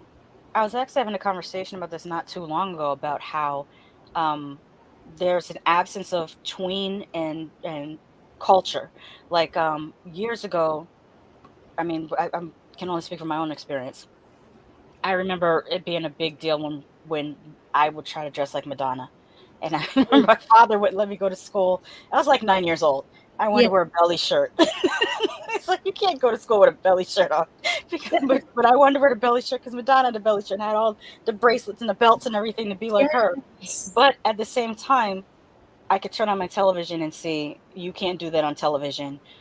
There was, like there was tween entertainment, hmm, and it seems now with more people interacting more so with online entertainment than cable TV or regular TV, hmm, it just goes from children's entertainment like Coco Melon to just, WAP. And there's no in between. It's like, where yeah, is there in between? Where's the Power Rangers? Where where's Saved by the Bell? Where's that in between yeah. content for them? I mean, like things like I want to say in our area growing up, even though I hate the word, were more wholesome. Hmm. And I'm remembering the word I was trying to use now is, young girls are becoming more sexualized. Yes. And feeling like that's what they're supposed to be like when which is an excellent point, because the way Megan was dancing is the way a lot of little girls dance now because of what they're seeing, what they're Hmm. even.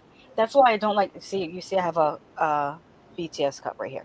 Uh-huh. And I noticed that in America, a lot of times they criticize K-pop and they say, "Oh, they're trying to be like this, and they're just too."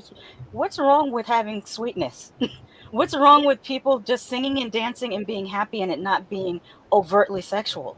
Yeah. Let's have the children, like, let children be children. Let them experience, enjoying music that doesn't make them feel like they have to grow up before their time. And that's one of the things I do. Like, I wish more kids would get into K-pop because they can see people, singing and dancing and not having it be so overtly sexual. Like, I've said before, I'm kind of sick of seeing everybody's ass and them rhyming about their pussy. Like, You know, I'm a woman. I have those parts too. I'm not so impressed with it because can we talk about something else now?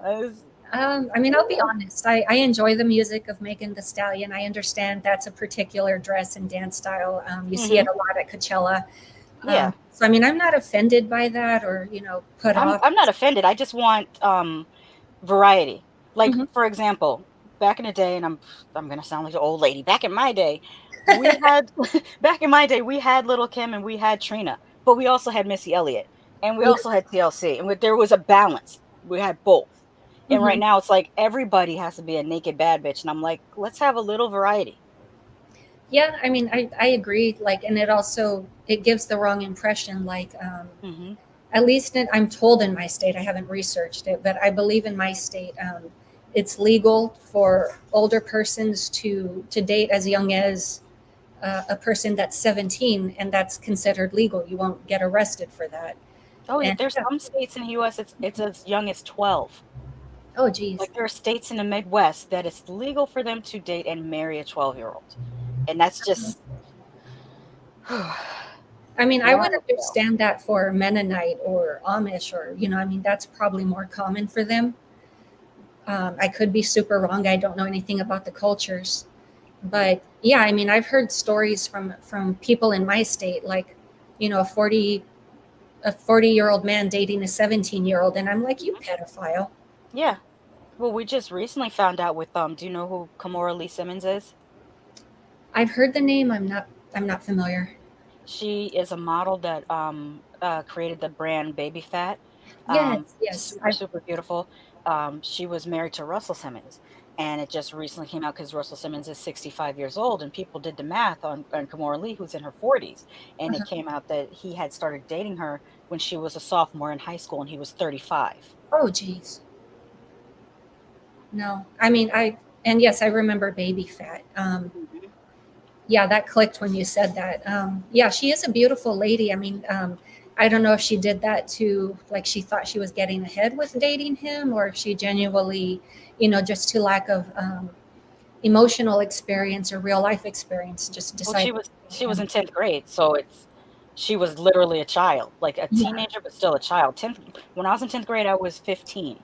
So a 15-year-old does not have too much of a chance of mentally matching a 35-year-old man. No, and he's there to take advantage of her because Yeah. in some aspects she doesn't know any better. She hasn't developed that part of herself or her body.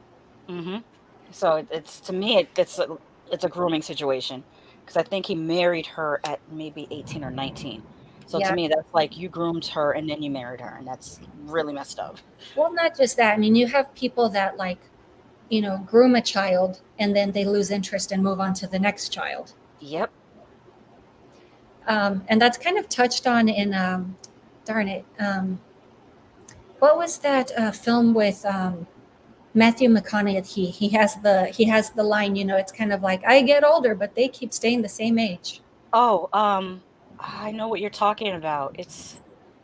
I need to Google. I know what movie you're talking about, and I can see him standing up against the wall with, I think he's holding a beer or something, and Yeah, he says it about the teenage girls. I don't remember. I know what movie you're talking about, but I don't remember the name of it. I want to say Dazed and Confused. Yeah, yeah, that sounds like it. Yeah, I mean it's a great film, but even at the time watching it, just because I watched it younger, and so it took a while for it to click. Like this guy's a perv. Mhm. I mean, I didn't understand it at the time, but yeah, it's like if you're dating little girls straight out of high school, I mean, I Mhm. still consider that a child. Yeah, I do too. And like not to be like inappropriate, but like even sexually, they're teaching these young girls to do things that um, let me see, that they would have done, maybe later in college, and you're teaching them to do things that, they're probably not mentally ready for, things that, Exactly. in the bedroom an adult would do. Mhm. I think in years to come, we're gonna find out how subversive Megan is. Or the little things that are in. Like I feel like I would be even better equipped to have this conversation if I watched it like 2 or 3 more times because you always notice more things Yeah. that you didn't notice upon first watching, and I think there's a lot of cultural elements that they're so subtle that you would miss it, but I Mhm. think that's what makes it brilliant, and I Yeah. think for the next Megan, I think she's probably gonna go even more hard body karate into, like, putting these subversive cultural elements into the horror of Megan. Yeah, like I want to say self-aware. I'm not sure if that's the Yeah, correct word. yeah. Yeah. And I would put it in the same category as, like, Orphan. There's little things in Orphan that are also a bit subversive. Like, it's campy, it's, kind of B-movie-ish, but I still think that there's some things, especially Orphan 2, First Kill, Hmm. the family that she goes to stay with, it speaks so much to a certain sensibility. I mean, coming from New England, it kind of, like, spoke to me because I've known families like this in New England. Hmm. The whole keeping up appearances thing and pretending to be nice when you really are evil type of situation. Oh yeah. Um, yeah, I liked Megan First Kill a lot. Um, Tony says it's called the Leo DiCaprio story. Oh yeah, oh yeah. There's something wrong with him. I wasn't familiar with that. Like, does he also date like Oh super young girls? yeah, he dates women until they turn. I think the age is 25, and then he Moves dumps on. them, and then he dates somebody else until they turn 25. There's a whole chart of his dating history of all the girls that he dated until they turned 25. Yeah, I only And remember that model, Giselle. Like they were together for a long while. I don't know how old she was at the time. yeah, he has, and now I'm quite sure he's at least my age. See, I know he's in his 40s. I He want to might say be he's closing on older. 50. Is he closing in on 50? Let me look it up. Yeah, I want to say he's older, and it's I mean, not to pick on him, but yeah, he's also taking on that older age girth. Like he's gotten Oh chunky, yeah, yes he has. which is normal. I mean, it's normal as you age. Even if you take care of yourself, there's going to be certain things that are going to show that you're older. Like even if you're like slim in your 40s, but you will, and you'll have slender thighs, but they'll be slightly thicker than when you were like 30 or whatever. Yeah, he's 48. 48. Mm-hmm. Oh And God, this I really have something to look forward to if he's 48. Ugh. this is the start of girlfriends that, Oh see if I can, geez, that he yeah, I can dated see until that. they turned. It's hard to see without the glare. Um, and the orange is his age going up, and in the blue are the ages of his girlfriends, and when he dumps them, which is usually around 25. Hmm. So no matter how old he gets, they can get no older than 25. Yeah. And it's super small, but he has here Giselle Bundchen, then Bar Raffaele, Blake Lively, Aaron Heatherton, Tommy Garn, Kelly Rohrbach, Nina Agdal, and Camilla Maroney. And yeah, they all. It starts where like he started dating Giselle at 18 and dumped her at 23. Hmm. Dated Bar, Blake, and Aaron all at 20, dumped them all at 25. Uh, Erin Heatherton, he only dated for a year, just when she was 22. Tommy, he started dating her at 20, dumped her at 21. Kelly, he dated her for a year. She was 25, dumped her the same year. Nina dated her from the time she was with her, and then Camilla is the last one. Dated her from the time she was 20 to 21. Hmm. Oh, this chart ends at him being 44, so there's probably more after this because he's 48 Oh, now. okay. But yeah, so he's on some weirdo stuff. No, I wasn't aware of that. I mean, I can understand because he's such a big name, but it's kind of like, are these, and I guess it's part of the grooming. These young girls are not realizing they're being taken advantage of by an older person. There is another theory that floats around that there's some people believe that he's grooming them, and then there's another theory that he's actually gay and that they're his beards. And what he does is, okay, you're a young model, you want, more clout and fame. Pretend to be my girlfriend for a while, and you'll get more fame, and I can appear like I'm straight. So I've that's never, the other theory floating around. I've never thought of that, but I mean, that could make sense. It's just for some reason, I'm like, I'm not out of the box. I'm stuck on the pervo aspect. Yes, because why do they have to be that young? Like, Reputation. I believe Mystic Man is commenting on Dazed and Confused, one of my favorite movies. mm. And then LOL Tony. Yeah, he's laughing at the Leo DiCaprio thing. Yeah. And then mention orphan. Uh, oh, that's a good question. He's asking you if you watched The Curious Case of Natalia Grace. It's Um, a documentary. I believe I have that on my watch list. I haven't seen it. I also haven't seen Orphan, but of course the ending's been spoiled by now, so Hmm. I'm in no hurry to watch it because of that.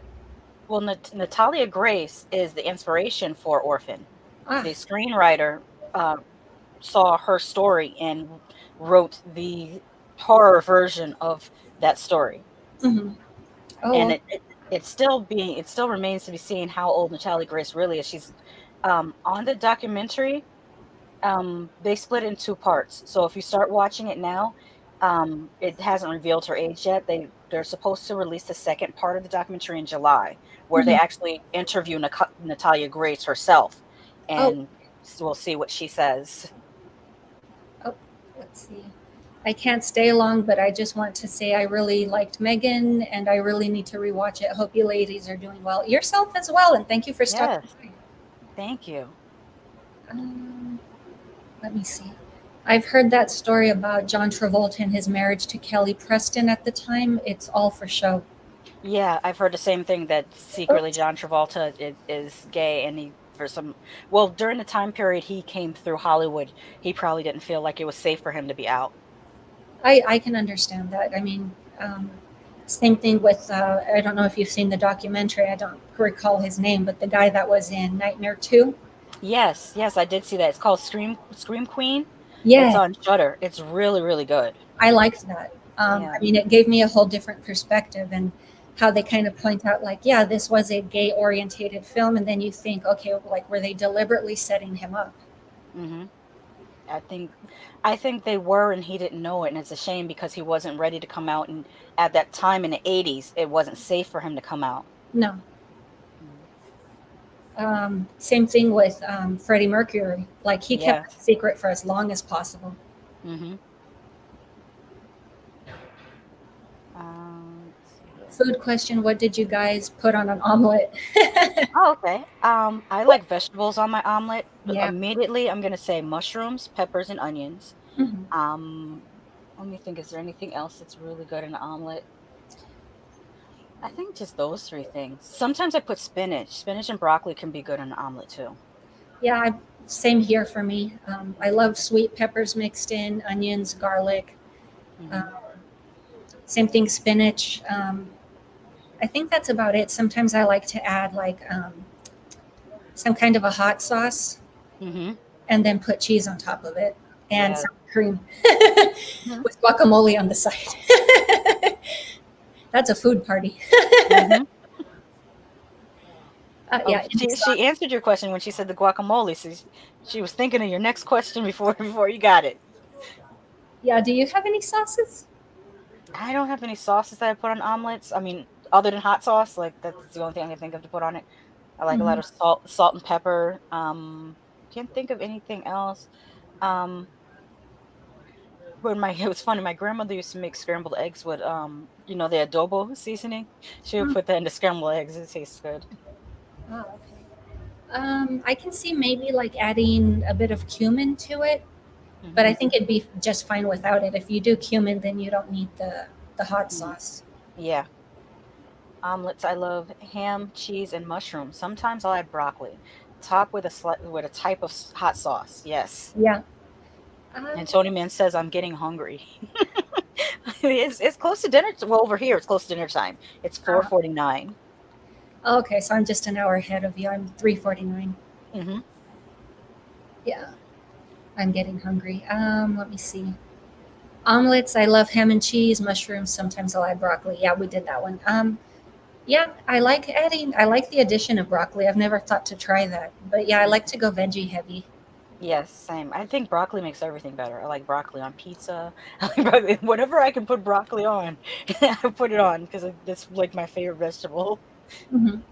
It's good when you put it with zucchini. If you make chop up zucchini and then Oh yeah, steam it with broccoli, it's so good. With just a little bit of there's a cauliflower. badia. It's called badia seasoning. Ah, You put that in there in the water when it's not. I don't like to boil. I kind of like to steam it because if you boil it, it makes it too soft, and I like it just slightly cooked, but not so cooked that it's mushy. Like yeah, like where it's kind of soft and crunchy. yeah. Let me see. Okay, I'm gonna see if I have some hot sauce. hmm Yeah, I mean, my favorite one, I don't remember what it's called, but it has a picture of the rooster on it. hmm Hung Foy, I want to say. Yeah, I know what you're talking about. I've seen that one before. Yeah, I mean, I love that one. I haven't, I don't like,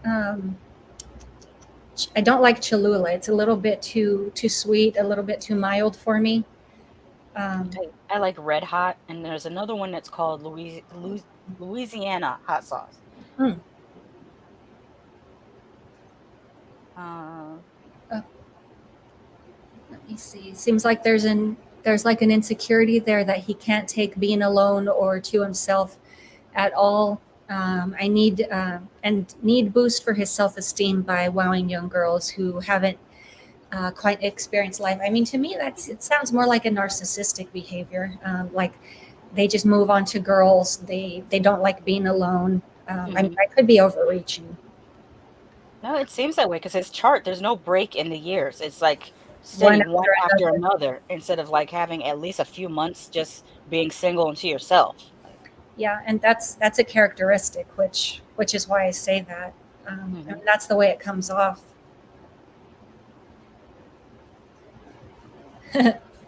Oh, let me see. And let me see. I know live stream hate, but it takes but it does Lady Tasha. guacamole. I don't hate guacamole. It just doesn't agree with me for some reason. Ah, If I think I might have an allergy to something in it because if I eat guacamole, it makes me vomit. So I oh, think there's something that I have an allergy to that's in guacamole. mhm. Hmm. That's very possible. Like I'm allergic to blueberries, so Hmm. and it took a while before I figured that out. Hmm. Same. Let's see. I'm not too picky with pizza as long as there's. Yeah, I don't like pineapple. I've never Yeah. tried anchovy. I'm curious to try it. It's just a really salty fish. So Okay. if you just wanted extra saltiness on your pizza, then you'd get anchovies. Yeah, I've never tried it. For the longest time, I thought it was a northern, like up north thing. Oh, it might be. Um, bec- Let me see. I know Ninja Turtles makes a reference, like, "Oh, the pizza's ruined. There's anchovy on it." Yes, I remember that. Let me see. But yeah, I mean, only recently have I seen it on like local pizza menus down Hmm. here. I'm like in Northwest Texas. Hmm. Some people would say it like closer to Central, but I mean, we have our own varieties of pizza. I don't know if you guys do, but sometimes they will add barbecue sauce instead of using marinara, Hmm. and then the hot sauce swirl on top. And I love that. It's not spicy when you eat it warm. If you Hmm. try eating it cold, your mouth is going to be sorry. Oh, wow. I want to try. Look, my brother lives in Houston, and when I go, I want to try the Tex-Mex food, and I want to try their steaks. I hear that steaks in Yeah. Texas are really, really good. Yes, I love Tex-Mex. I grew up in that area. Let me see. Like I've had tried the local food around here, which is, I live in Austin, and Hmm. it's a little bit too Anglo for me. Hmm. Like I still like certain places, certain dishes, like, but if I want something close to Tex-Mex, I have to travel to the outskirts of Round Rock to get that, other than just going straight home. Hmm. So it's like every time I'm home, it's like, no, I want Tex-Mex. I miss that stuff. Hmm. Where we are here, I don't think there probably is a Tex-Mex restaurant in Orlando if I look for one, but I Hmm. think we have a lot more. There's great Cuban restaurants here. We're starting to get a few Brazilian steakhouses that are Oh, really good. yeah. We have, Jamaican food, Haitian food, and of course, that country Southern food, biscuits and gravy type of stuff. Mhm. So that's pretty cool. Yeah, I But mean, we have some variety of different Hispanic foods around here. It's just you'd have to travel to certain neighborhoods. They're not like in any of yeah. in the nicer hoity-toity areas. Hmm.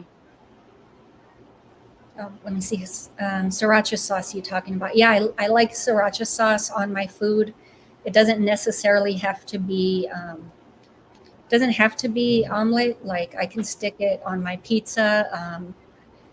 What else? I mean, just about anything. Like even just like a fruit veggie roll up, not fruit, but a veggie roll up, Hmm. and just sticking some of that in there. Kind of making it like a lazy pizza, like putting some marinara, but still adding hot sauce with your Hmm. cheese. Yeah. Yeah, sriracha sauce.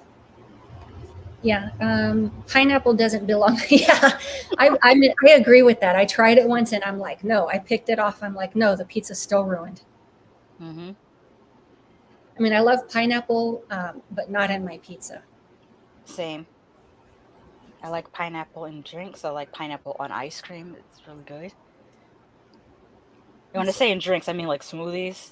Oh, After I said it, it made me think, oh, it sounded like I'm talking about alcoholic drinks. I mean in smoothies. it goes well in drinks too. Yeah, yeah, it does.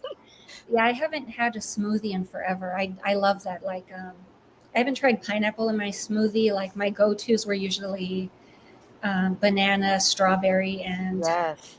yeah. Banana is great, especially if you're making a kale smoothie, Yeah, or if exactly. if you're using spinach, banana or pineapple will sweeten it Mhm. naturally. Yeah. Mystic says yes, it's an allergy. Lady Shosh, I have the same allergy. Oh, okay. I was trying to figure out what LS meant. Sorry. I think I said live stream mistakenly earlier, and people were probably wondering, what is she talking about? Um, Let me see. chicken bacon and green olives go on my pizza. I like that combination. Um, Let me see, like especially if I'm doing pepperoni, I like to add bell peppers to kind of Hmm. lower the amount of salt. Yeah, I would love the green olives. Usually they offer black olives for pizzas. I've never seen them offer green olives, but green olives would taste better, I think. I think I've seen it. I don't know if you guys have it in your area, but Papa John's offers the option of both. Oh, yeah. I'm not sure if it's just a Southwestern thing. Let me see. I love this live stream. We went from Megan all the way to toppings on pizza. I love this. Yeah, I mean, same as Lady Sasha. I don't mind just kind of going with the flow. Hmm. Doesn't bother me. It's similar to what I do on my channel when I do the Friday chill streams. A Hmm. lot of times I don't have a subject. It's just whatever we end up talking about in the chat. Hmm. Yeah, like I had done a co-stream with Hey Eric. We talked about Cocaine Bear, and we were kind of like that too, where Hmm. we would kind of go on little Terrence. But yeah, I mean, we did the movie discussion also, and that was a lot of fun. Hmm. Let me see. Avocado allergy is different from peanut or fish. It will make you nauseous if you eat two from both. Yes, that's exactly what happened to me. I was eating it was like a burrito that had guacamole on it, and I liked the taste of guacamole, but I immediately got sick and it came right back up. And I thought, oh well, maybe it's just a bad one. And then like maybe a couple months went by, and I had a taco, put guacamole on it. Same thing happened. So I figured twice I eat it and it doesn't stay down. It must be an allergy that I'm having. I can't have it. Yeah. Um, I don't know if it could be kind of like a psychological thing. Like with me, I had an issue with eggs for the longest time. Mm, And I would even eat like those powered eggs from you, like the McDonald's breakfast. hmm. And I would kind of feel nauseated from those too until I kind of just told myself, this isn't real egg. Why are you still feeling the same way? Which I eventually got Oh, over. And then I was able to eat real eggs after that. So, I mean, I don't know if it's that situation. yeah, it could have been. It could have been that I had a bad batch, and then because I had a bad batch, that I psychosomatically every time I try it, I react as if I'm still having that bad batch. Yeah, Yeah. it could be. Yeah, I mean, that could be it. Let me see. Oh, did I skip that? No, I didn't. Mm-mm. I wish we had some chicken and biscuit. Oh, places Places in in New England. England. Yeah, we have fried chicken, but no biscuits. Hmm. Oh, also, in England, when we say biscuits, we mean like the fluffy biscuits. I know in England when they say biscuits, it's what we call cookies. Yeah, So, I was no, kind of thrown off about that. Like, I think you're talking about biscuits, biscuits. yeah, I'm talking about like it's like a bread. It's like a bread that's like a little, I don't know how to describe it. It's not a cupcake, but it's hard for me to you know what. It's easiest for me to show you, Slipknot fan. But what you guys have to get over in England is chicken and waffles. That's the good combination. I've never tried that, and I live in the South. We have tons of places. I've Um, just tried it on my own where I've like, where you live, do you have like a Publix or Winn-Dixie? no, I don't. Well, they're grocery store chains, but they have pre-made chicken that you can just buy it and it's already warm and everything. Go to the deli and you just buy the piece of chicken. Hmm. That's my lazy way of making dinner. I'll go and get the pre-made chicken and then I just have to make some rice and vegetables to go with it. But then the next day, if you have chicken left over and you have some waffles, you pop the waffles in a toaster and eat it with chicken. This is in the US what Yes, we have biscuits look like. we have those, and then there's the variety where you can just kind of peel them apart. Hmm. Yeah, those are really good. And the Cheddar Bay biscuits at Red Lobster. You can Yes, you I could love find those. the recipe online. I haven't tried it yet, but somebody published the recipe online. Oh, okay. Um, like in my area, I don't know if you have that, but we have kind of like the pre-made type, kind of like cake mix, and we can just make it at home ourselves. And for the US people watching, this is what is considered biscuits in the UK. Yeah, It's what we call cookies. They call these biscuits. yeah, I'm familiar with that. Yeah, Hmm. which is funny because I started calling my the milk bone, the dog biscuits. I just call them cookies. Hmm. but that's just more like a humor thing for me. For omelets, extra cheese, or are we talking pizza? It works for both. Yeah. Let me Oh, see. Tony Man has a question. Um, all right, horror. What's your absolute favorite schlocky B-rated '80s horror movie? Um, '80s horror. I can't really think of an '80s one. The first one that comes to mind is Roger Corman. It's '70s, I believe, but Piranha. Hmm, that's a good movie. I like that one. I'm trying to think of an '80s one.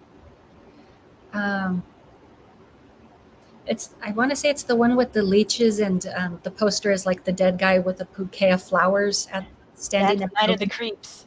Yeah, Yes, I like that one. that's a good one. Where the guy's like, "Good news, your dates are here." Bad Yes, news, they're dead. yes, that's a great catchline. Mhm. Let me see. Like a scene. Um, Scone, a scone. It's like another type of pastry. oh, okay, read that wrong. Sorry. Okay, no, it's no problem.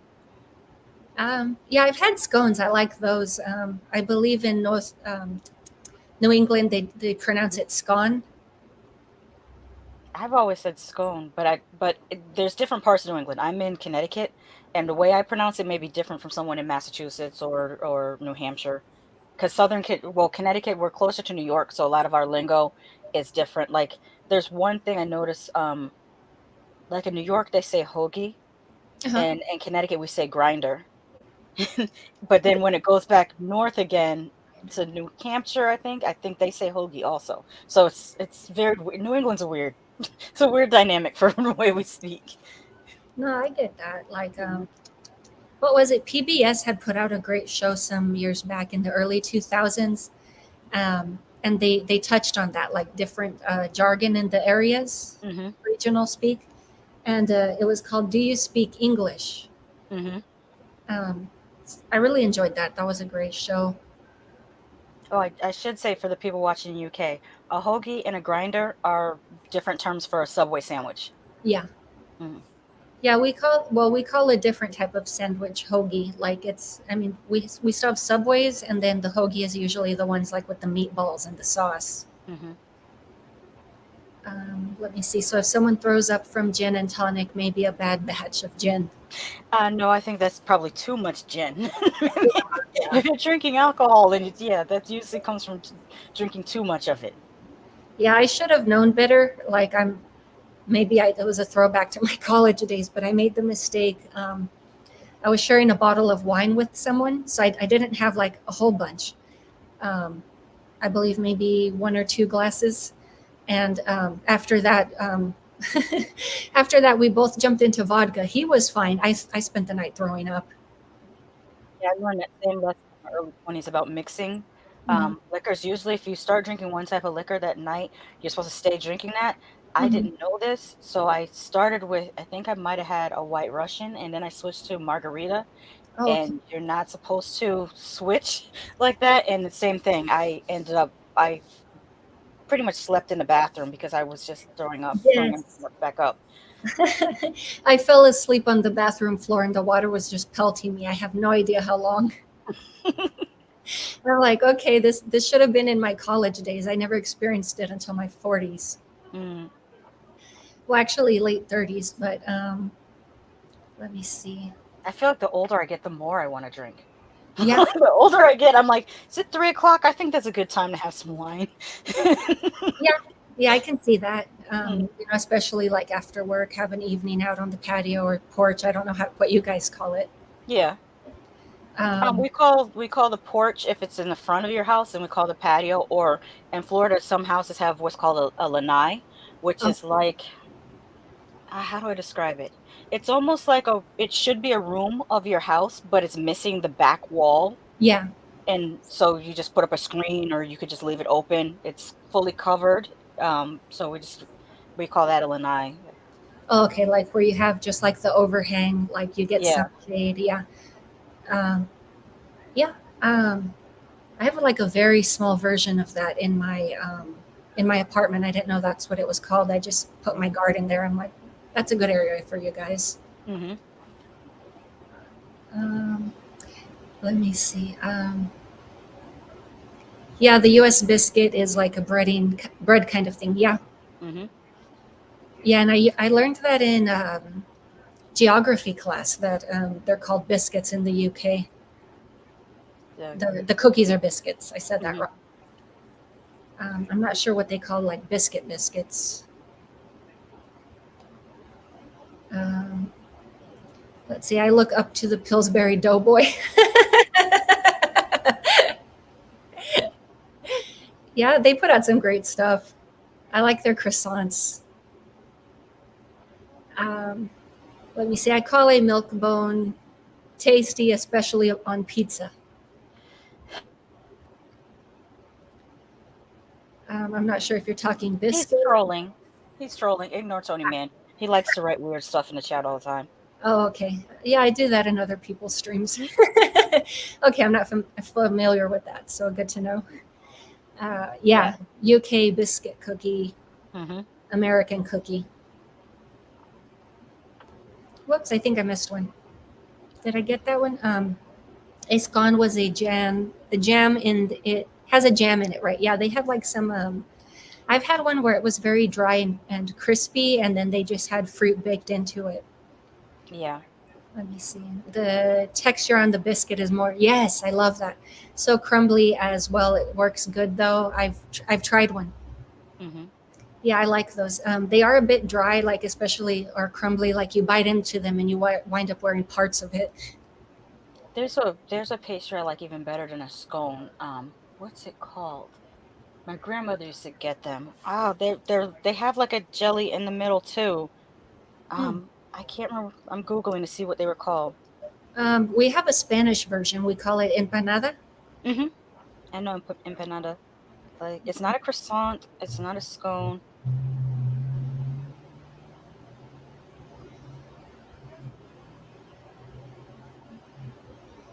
What is it called?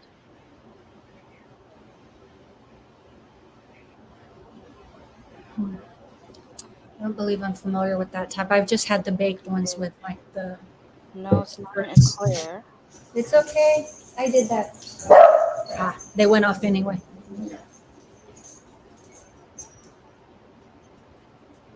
Nope, it's telling me no, not churro. That's not the one I'm looking for. Not croissant. Yeah, I mean that's the closest I could do. An empanada, whether it's like chicken. Danish. That's what I was looking for. A Danish. Yes, I love those. I'm probably thinking of Also, different. beignets are good. Have you guys had beignets from New Orleans? Well, I think they might also have them in France. Let's see. Mystic Mac says empanadas are also good. Uh, I don't have the ability to select and put your comments on the screen. She has to do that. Tony Man says empanadas are the best. There's a fruit fly in here terrorizing me. I can eat like three. The Snipnut fan says you add jam, strawberry jelly onto scones. Oh, you add the jam onto the scones. Okay, because when I've had them, they have been kind of dry and crumbly, and I didn't know that you should add a topping. That makes total sense. But yeah, Oh, I'll show you this with the. This is an apple Danish, but that's what I like even better than scones because it already has the stuff on there. And then the other one is beignets. This is the New Orleans style beignets. Beignets are very similar to donuts in consistency, but they're shaped differently. They're usually shaped like triangles or little squares, and they are dusted with sugar. But oh, yeah, it is yes, it's pronounced beignets. It's a French term, but it's spelt as you can see. You know how French is. There's always extra letters there that you don't have to pronounce. But yeah, it's pronounced beignets. And Tony Man says fried dough is great, but so fattening and not at all healthy. This is true. And Mystic Max says I really like Danish. I like cheese danishes. Yes, those are pretty good. I love those. Yeah, that was the word I was looking for. It was Danish. I couldn't remember it for the life of me. That's one of those things that happens with ADHD where you know what you want to say, but you suddenly forget words. And it's interesting. I didn't know that was a cause of that because I actually went to the doctor trying to find out if I had like neurological problems, why I would sometimes forget things that I knew that I knew. And they said that that was a function of ADHD, that sometimes something doesn't connect and you know what you want to say, but you just can't recall the word at the time. It's very interesting. Um, yeah. Oh yeah, empanadas are the best. Yeah, Mm-hmm. they're like little hand pies for people that are not familiar with them. Mm-hmm. Um, but yeah, those are great. I love them. I grew up in an area where we ate those regularly. Mm-hmm. My mom would even make them. She would always use sweet potatoes, and I remember for forever just telling her, please use pumpkin. Hmm. We have something similar. Well, at least on my father's side of the family, they're called Jamaican beef patties. They're very similar to empanadas, but the spice is a little bit different because they usually are made with curry. Or at least the empanadas that I've had. I've had meat empanadas mostly when I've had them. They either had beef in them or chicken. I haven't had one with potatoes in them yet, though. And I do know they can be made sweet or salty, but it seems like in this area, most people just make them salty. I mean, around our area, it's treated kind of. Some people treat it as a dessert. Some people use apple, and I'm like, cool. I don't have to buy a whole apple pie. Mm-hmm. Let me see. You add jam, strawberry jelly to the scones. Okay. Beignets we've been through. Mm-hmm. Let's see. We talked the fried dough. Yeah, I really like cheese danishes. Mm-hmm. Um, yeah, the apple danishes are awesome. Mm-hmm. Um, and then same thing. I have to go to like certain grocery stores in certain areas if I want like what I consider the fancy Danish the danishes the empanadas. Mm-hmm. Oh, we got another question. I don't believe I'm familiar with that. I think pasteles is more of a Puerto Rican dish. Oh, okay. No, I have to Google that just to make sure what that is.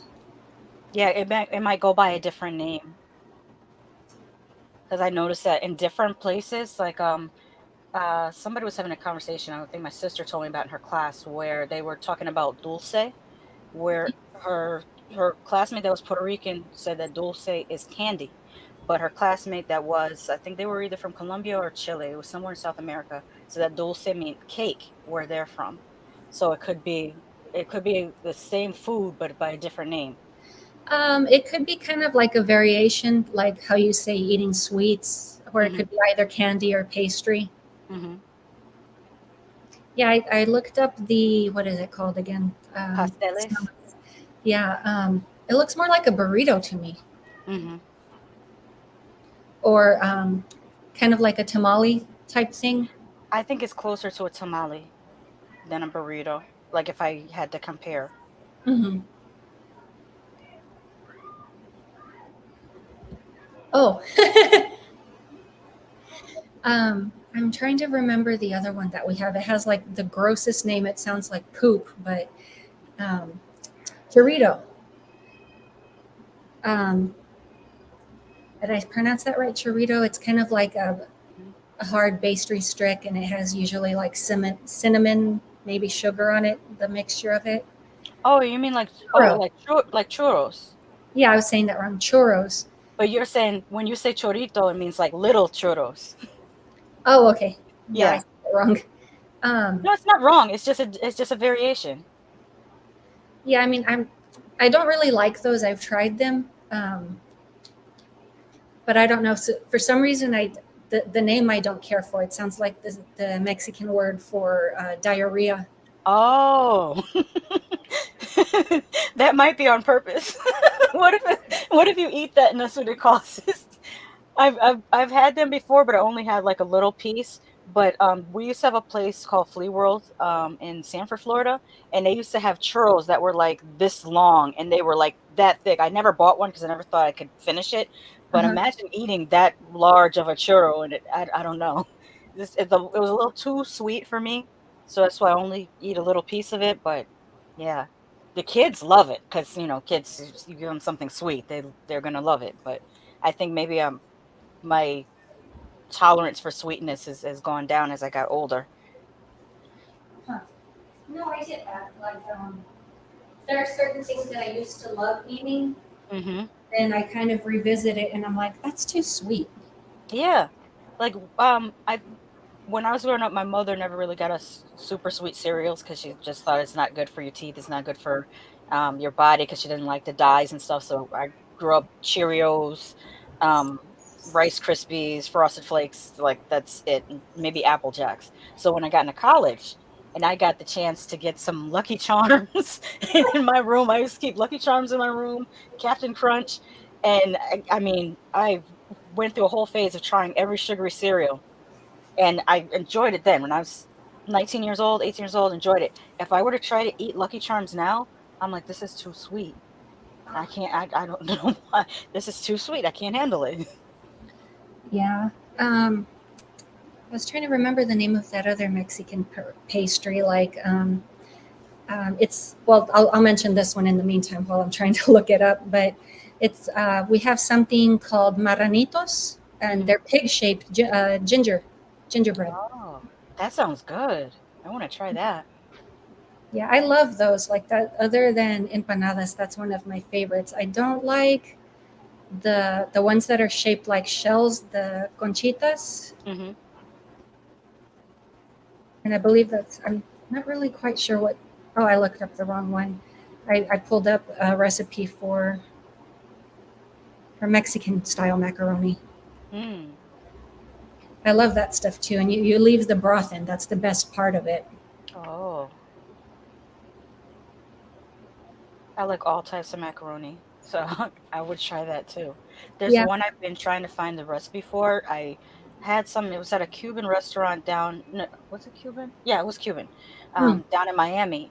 And it was like a type of macaroni, but it also had beef in it and had these different type of spices. I wish I would have written down the name of it because it was so good. I want to remake that. Let me see. I'm not too sure on that. Let's see. Well, while you're looking that up, I'm gonna read Mystic Mac said I tried deep fried crab empanadas when I was in Louisiana. Ooh, Mind that sounds blown. awesome. Oh, I know that was good because just food in Louisiana is just it's on another level. It's so good. And then the seafood, oh my gosh. Slipknot fan asked, "Do you guys know Mexican beans named Flor de Mayo?" I'm Mhm. not familiar with it. I grew up eating Oh. pinto beans. Mhm. Oh, that's what that's called? My grandmother used to make these. I didn't know that's what that was called. Yeah. Let me see. I Um, just used to call it shells. I never knew it was called conchita. I mean, you can do it with regular elbow macaroni also. Hmm. Let me see. So I went ahead and dropped the link to that page if anyone wants to check them out. This is a recipe for them, Oh, good. and it'll run you step by step how to make it.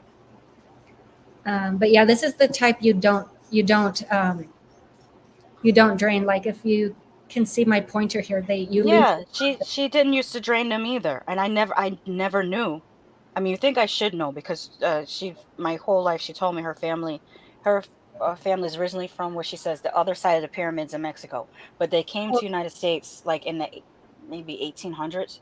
So like they've been here for the longest. They were in Corpus Christi, Texas before they moved to Louisiana.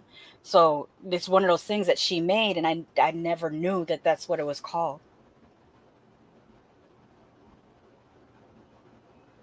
Yeah. Um, Let me see. I'm trying to see if I can find one. I'm just trying to get that link so I can save it. Uh-huh. There it is. Uh, Yeah. Okay, let me take that one off. Um, by the way, Lady Sasha, it's literally called Cuban spaghetti. I, oh, well, thank you, Tony man. I want to make that the Cuban spaghetti because it was good. hmm, I'm not familiar with that name. We just grew up calling it conchitas. Hmm. Oh no, no, he's talking about the one that I had in Miami that I couldn't. Um, when I described it, I said it was like it was elbow macaroni. There was meat and there was like some spices on it, and he said that it's called Cuban spaghetti. Oh, okay. I'm gonna write this down. Conchitas. Yeah, I mean, I guess it's a regional thing. Mm-hmm. I need to Ah, try frijoles refritos. okay. So yeah, in Spanish, the sweetbreads, I see that now. Mm-hmm. We don't like we call it very similar, I guess. To I'm not sure if they use that word, if it's a common English word in America, like sweetbreads. Mm. I I don't know. I don't know. But we call them pan dulce. Mm-hmm. And I mean, around my area, that's like a total thing that people do. You either after church go and you buy Mexican pastries, Mm-hmm. or or you go somewhere to like a cafeteria type restaurant or a buffet. And I guess that's a Hispanic thing. Mm-hmm. Um, it's basically just another way of getting more family time. That's very, very nice. Yeah, frijoles refritos. I'm familiar with those refried beans. Mm-hmm. So you make your regular pot of beans. I believe you drain the water with these, and then you use you use a frying pan. You fry them, and then you use a masher to make them into a kind of paste. Mm-hmm. See, I'm I'm a lazy cook. I buy the refried beans already refried in a can, and I just open the Yeah, can and eat it. I've had those too. I have some aunties that would look at me like, "Mm." Yes, I've had those too. They don't taste quite the same, but they'll do the job. Yeah.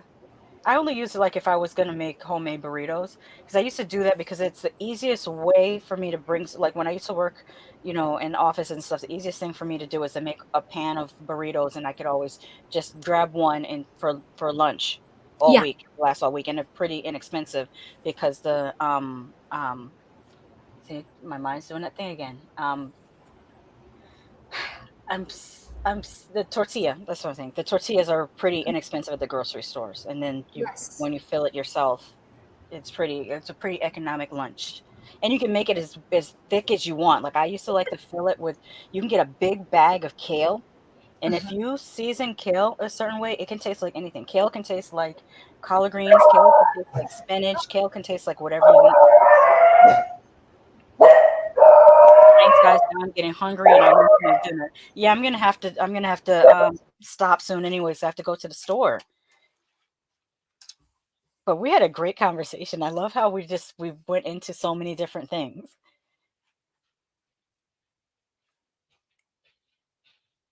I think she's tending to the dogs. So I will say I did enjoy interacting with the chat. You guys are a lot of fun, and I like how you um kind of you stay on topic, but at the same time you also give us other things to talk about by asking us interesting questions, and I really appreciate that because sometimes when you go live, you worry about, okay, am I going to have enough to talk about, and is there going to be too much dead air? And by you guys being very active in the chat, that really helps us. You don't understand how much that helps us, so that we're not just searching for things. Mystic Max says y'all killed it today. Great stream. And Slipknot fan says, haha, hounds went off. Yes. It could be, one thing about dogs, they're a great alarm system. So someone's coming to your house if the dog starts barking. So that's a good thing. Tony Man says, I'm so familiar with that dog bark. I miss that bark. I was wondering if there's an app on your like that you can put on your phone or on your Amazon Dot or something that will bark even if you don't have a dog. Like just an app that barks for you. Sometimes I want to do that when there's like solicitors at the door. Someone's always knocking on the door trying to sell you something. And I want it to be able to bark. So they think there's a dog in here. Oh, looks like Horror's trying she had put something up, but I can't see it just yet. There it is. Oh, it's got all the different pastries. So you have concha, ojo de buey, hopefully I'm pronouncing this right, oreja, chino con coco, semita, pierna de pollo con pina, pastelito de pina, and bolillo, and pan de colotes. Hopefully I did a good job. I'm very out of practice with speaking Spanish. You would think I'd be in more practice because around Orlando, a lot of people speak Spanish and will speak Spanish to you. But a lot of times when people speak to me in Spanish, I respond in English because have I don't feel confident in my Spanish. That's and I don't want to sound bad, so I don't feel confident in my Spanish, so I will respond in English. Have you guys had any of these? I'm gonna look right now about in Orlando and see if there's a place that sell Mexican pastries. If not, I might have to try to learn how to make them myself. Mexican pastries near me. Okay, Google says there is a place called, oh, my Google Assistant opened and I don't want it to. No, I didn't mean for you to open. There it goes. There's a place called El Mejor Sabor Bakery and Restaurant that's in Apopka, Florida. And then there's La Villa Bakery in Altamont Springs. That's even closer. And there's Panaderia Mexicana Cardenas, but that's in Winter Garden. That's kind of far away. So the closest one is La Villa Bakery in Altamont Springs. It looks nice. Where is it located? Is it on? I don't see the. Let me back out. Where's the actual address? Menu. Okay, it's on 436. That's a main road in Altamont Springs, so that should be easy to find. They don't close till 8 o'clock today, which is good, so which means they have good hours on the week too. Oh, I'm definitely gonna go there and get some of these for my grandmother. This is what I mean. You can see it a little bit. The pastries they have.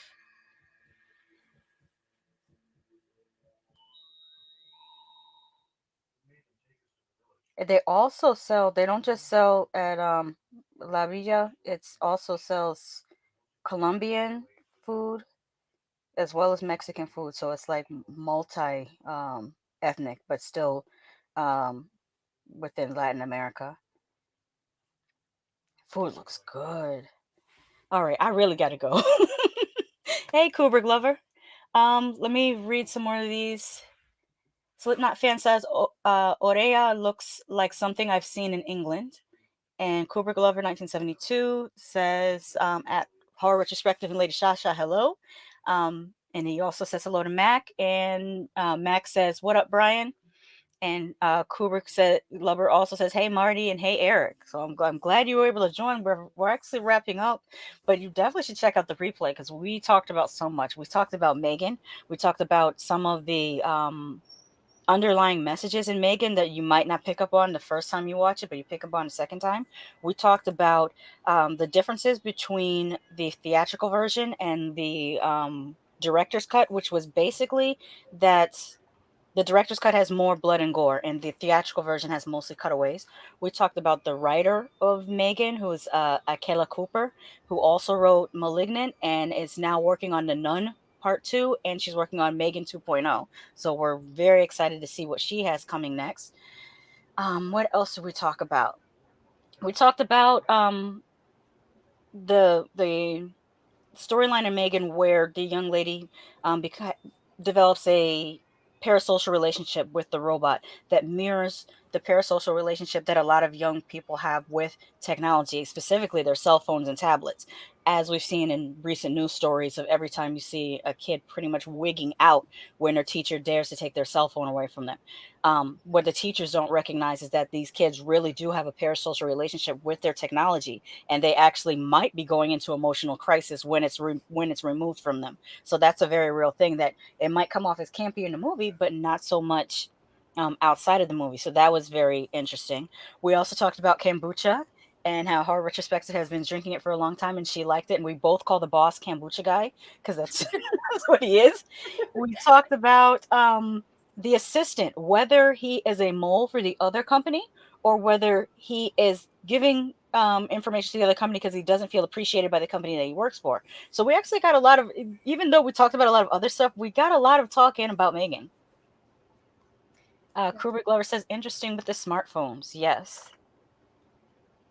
Yeah, Yeah. I do the same thing, especially if I can't, kind of like I was trying to do with the pastries. I couldn't remember a particular one. Hmm. I'll go straight to Google.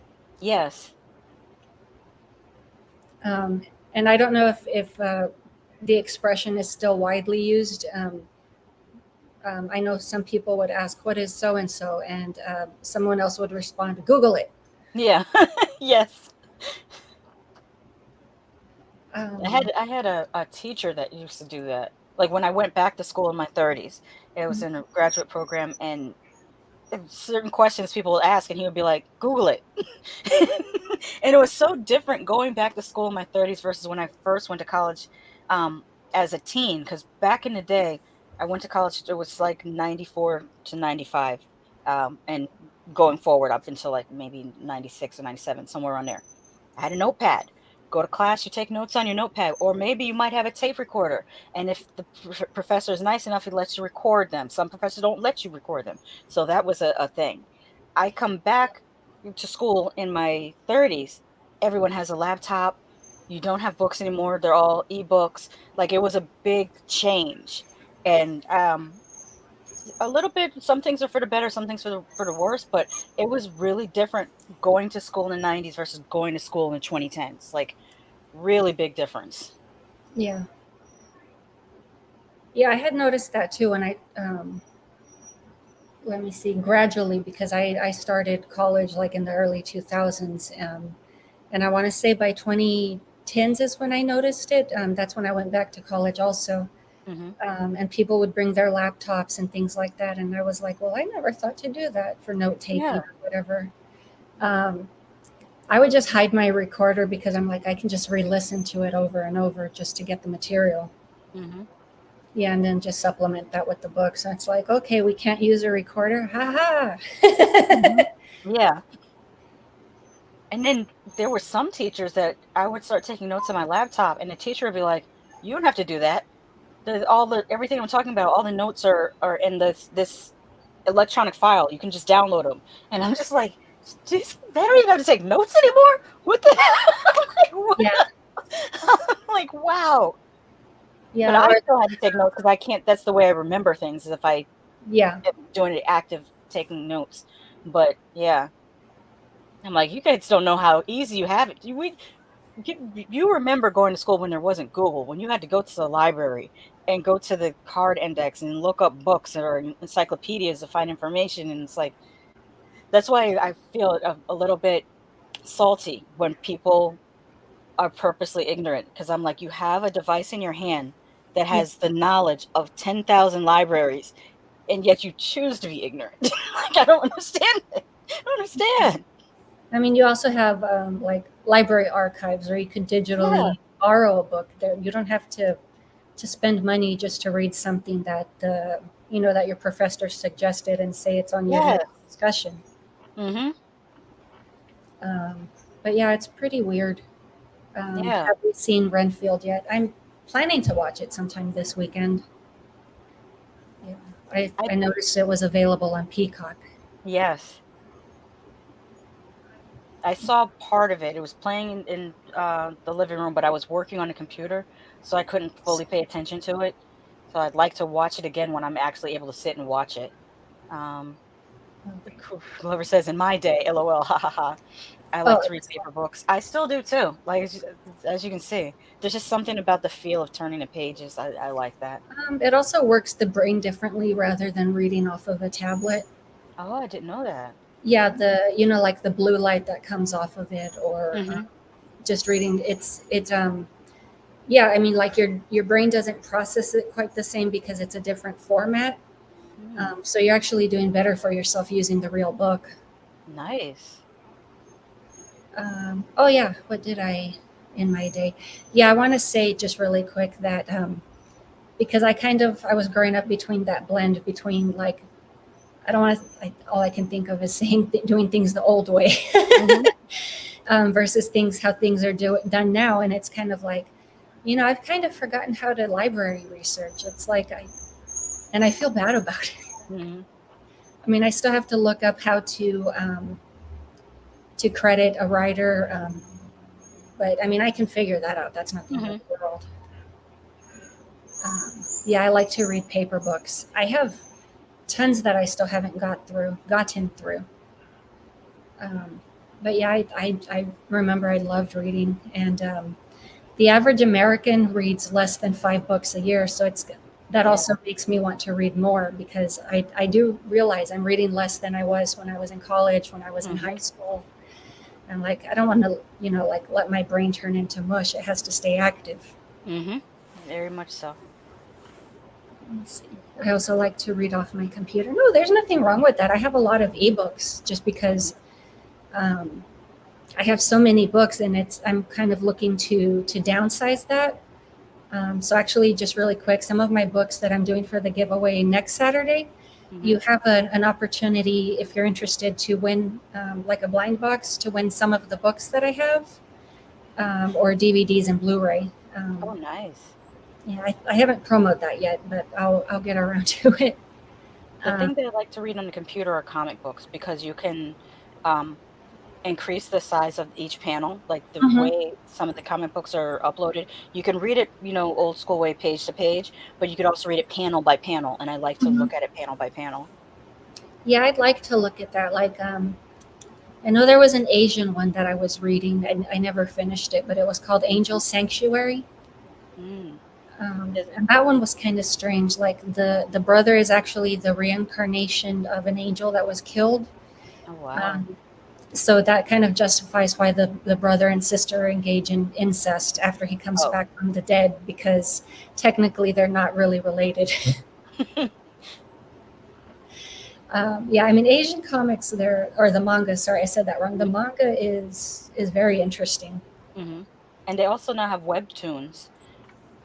Yes, I've looked into those. I really don't buy into that. I'm like, I'll watch whatever's free, and then I'm like, okay, well that was fun. Moving on. Well, I got into the webtoons incidentally by some Netflix creations that were based on webtoons. Like Ah. All of Us Are Dead. That series is based off of a webtoon that was called All of Us Are Dead, which is Ah. about these teenagers in a high school that have to fight zombies. Oh, okay. Yeah, there was another one I was reading. It was set for younger ages. I want to say it was called Vampire Kisses. Hmm. That's also a manga. Hmm. But I'm like, I really don't care what age it's set for. It's like, if I'm interested, I'll read it. Hmm. I used to read paper books all the time. Yeah, same here. And I've also just modernized where I'm doing a mix. Like, I have Audible, so I have some audiobooks. And yeah, I do have those downloads as well, like from Kindle. Hmm. So yeah, not quite the same, but I mean, this definitely touches back on that. How you say how we said earlier that the girl just and the attachment to media. I'm like, Hmm. definitely fits in. I watch movies and create music currently. Yeah, that's always fun. That's always a lot of fun.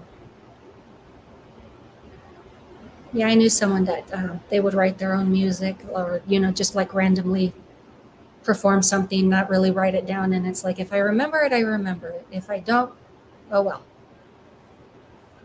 Just writing their own songs and stuff. Hmm. Um, that's pretty sad that people only read 5 books a year. Yeah, it is. I hadn't realized it until I was, reading a different book. They noted that in the beginning, and I was like, yeah, I have been doing that. So it's like not in a bad way, but I did feel kind of like bad about it. Hmm. It's like, Same. well, I'd rather be above average, and I try using, what is it, Goodreads, to track my reading progress, and just get recommendations for other books. Oh, let me write that down. I haven't heard of that. Goodreads.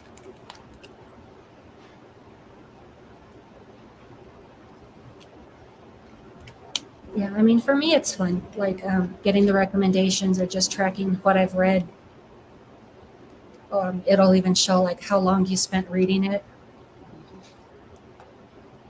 Um, yeah, I like to read a lot of nonfiction, like history, music, art, and movie books. Um, yeah, I'm just getting into history and art.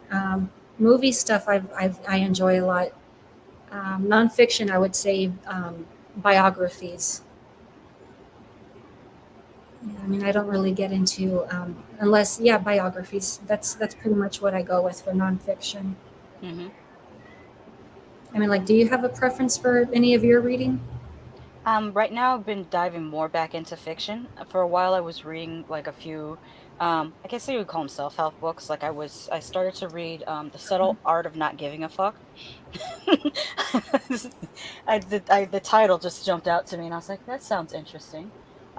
Sometimes I read more how-to books.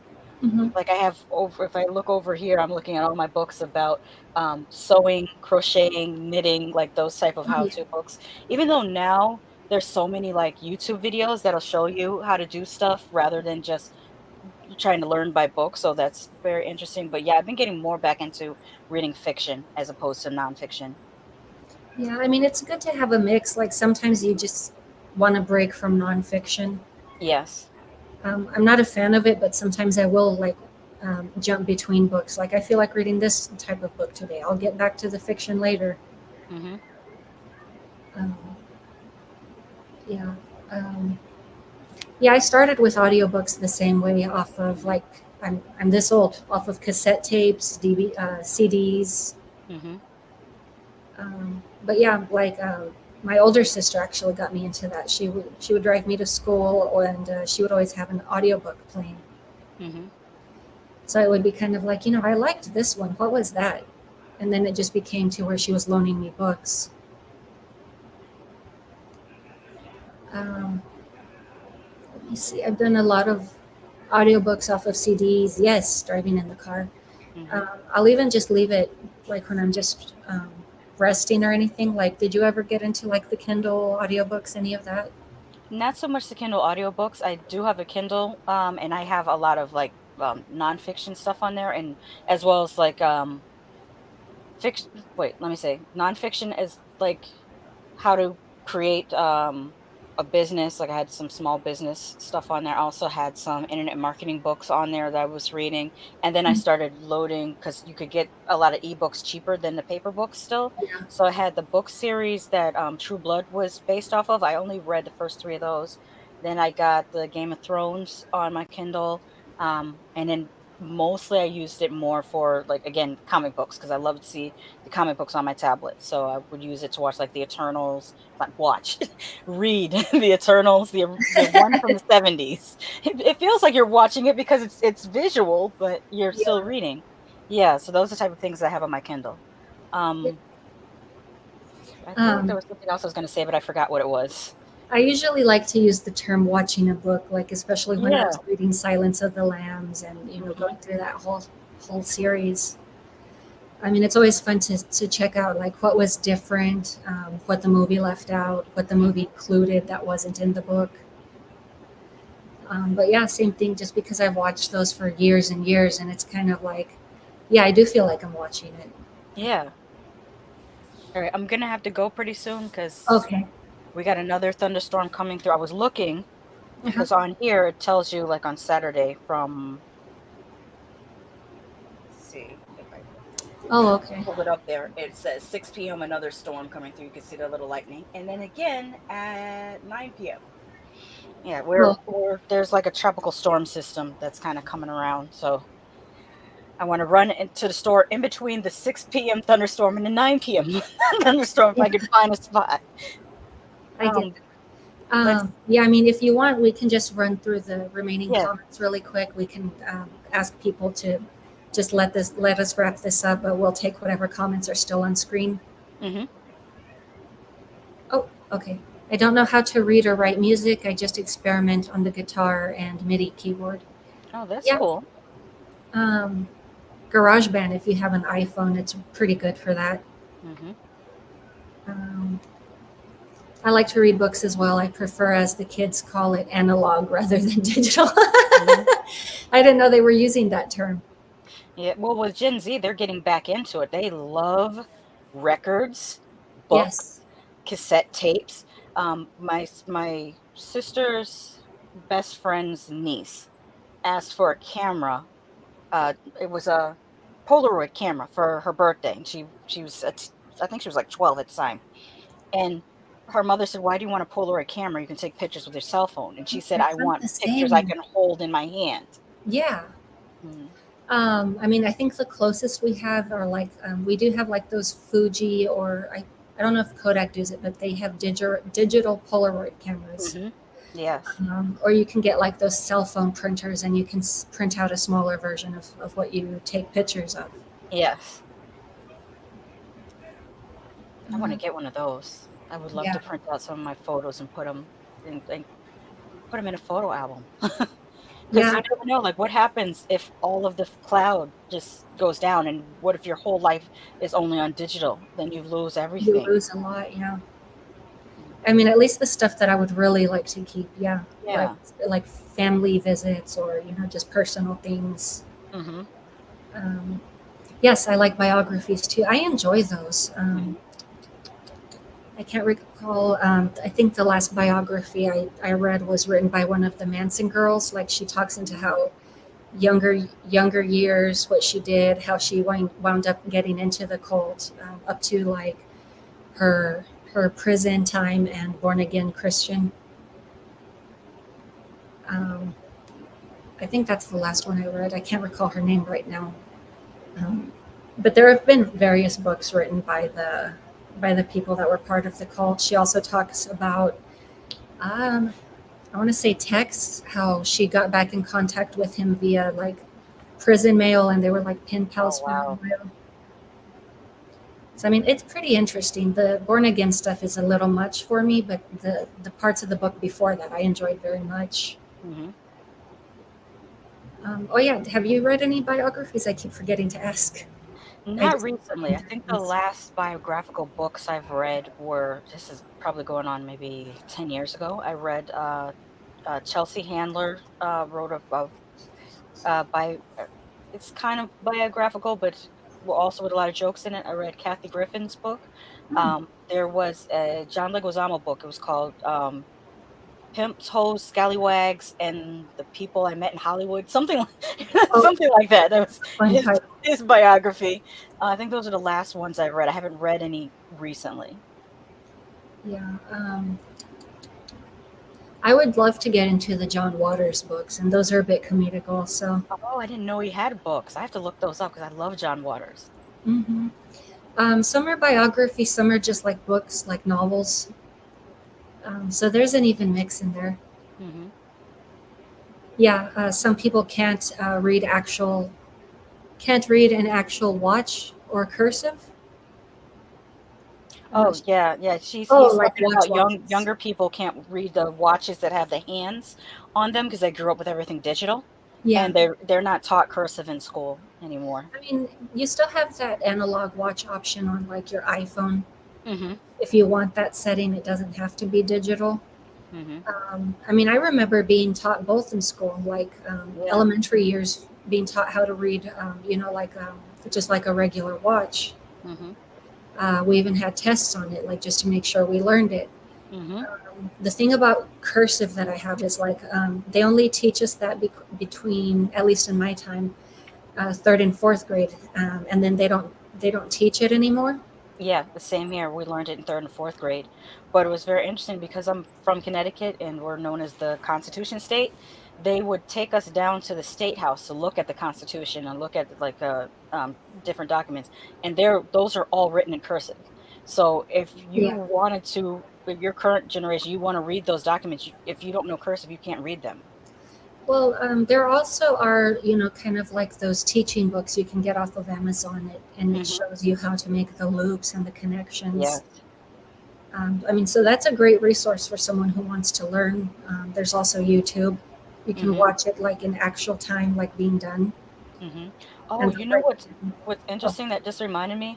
I was on TikTok maybe sometime last week, and I'm just scrolling, and there was a guy who was doing a live stream, and all he was doing was writing the commenters' names in calligraphy, and oh, all the awesome. kids loved it. They kept putting their names up, write my name, and he would write their name in calligraphy across the Mhm. screen, and it just looked so beautiful. I've been told it's not too hard to learn. I've been wanting to give it a try for Hmm. at least a year now, it's kind of like, man, I feel like I'm using like one of those alphabet books, learning how to write the letters all over again. Mm-hmm. Okay. Yes, it is. I have two living dolls. I have Chucky's right here and Uh-huh. Annabelle's right here. And there's some others I'd like to get, but I mean, I'm happy with these. Especially Chucky. That's like my favorite. Yeah. And Um, also down here, it's not quite a living doll, but this is a crate, and I like this one a lot too. yeah, I was looking at that one earlier. That's cute. And this is I actually borrowed this. This isn't mine. This belongs to Tony Man 100. This is a Scream mask that he bought in the 90s, right when the Scream movie originally came out. Yeah, the original one before Scream took it up. Yeah. Um, yeah, the only one I've ever had was that little pumpkin guy from Trick or Treat. Oh yeah. Sam. Well, they call him Yeah, Sam Sam. Hain, but in Ireland it's actually pronounced Samhain. Yeah. I use that pronunciation. I didn't know it was from a different area. I grew up, well, not grow up, but when I started reading about occult and stuff, yeah, I mispronounced it as Sam Hain, and then I was later told, no, it's pronounced Samhain. Mm-hmm. Yeah. Gaelic is very interesting because like there was a girl I knew who was a neighbor when I was an adult. She was a neighbor of mine in an apartment building, and on the mailbox it looked like it said Siobhan, like Siobhan, I think. And she said, no, it's pronounced Siobhan. Oh, And I it was was right. also a Gaelic name. Yeah. I grew up with a girl named Siobhan. I didn't know it was an Irish name Hmm. or Gaelic. Huh, that's interesting. So there must have been some mixed background there for her then. Yeah. Like this was back in like the 80s still, and that's the only Siobhan I've ever known. She Mm-hmm. spelled it differently though. Mm-hmm. Let me see. I do like some fiction, but if so, it's the classics usually. That's good. Yeah, I mean, I still have a few classics in my collection. I have Jane Eyre, King Lear, Canterbury Tales, Mm. I have some Richard that I of need to Normandy. read. I have one here I've been meaning to read for the longest time and I haven't found time. I don't know if you can see it here. Ooh, Where did I put it? Under the Great Supernatural.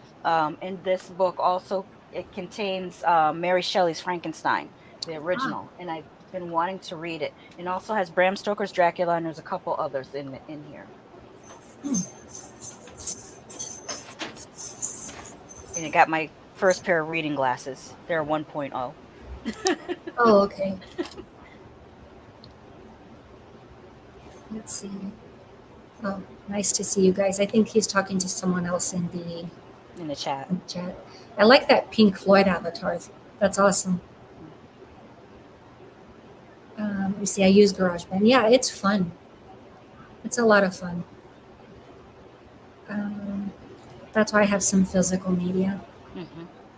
Yeah. Yeah, it's good to still have physical media in my opinion, especially like DVDs, VHS tapes, Blu-rays, because on digital, they've now made it so that directors, if they want to, at any time, they can go back and recut their movies, which is good on for them because then they can create different things. But if you like a particular version and you only have access to the digital format online streaming, and they change it and you like the original, then you're kind of stuck. But if you have it on DVD, no matter how many times they change it, you still have the copy that you like or the Hmm. version that you like.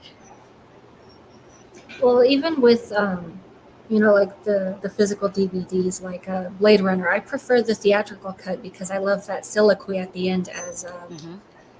what is his name? Howard. I can't remember his first name right now, but as he's kind of like shutting down or passing away, I love that. Hmm. And the director's cut doesn't have it. I mean, it's a little bit similar, but I mean, to me, that's a major difference. So it's like I I hate that version of Blade Runner just for that. Hmm. Um, Let me see. That's all I say. I know you guys want to wrap up the stream. Okay. Up the stream. I'm reading the biography about the Beastie Boys. I didn't know there was one.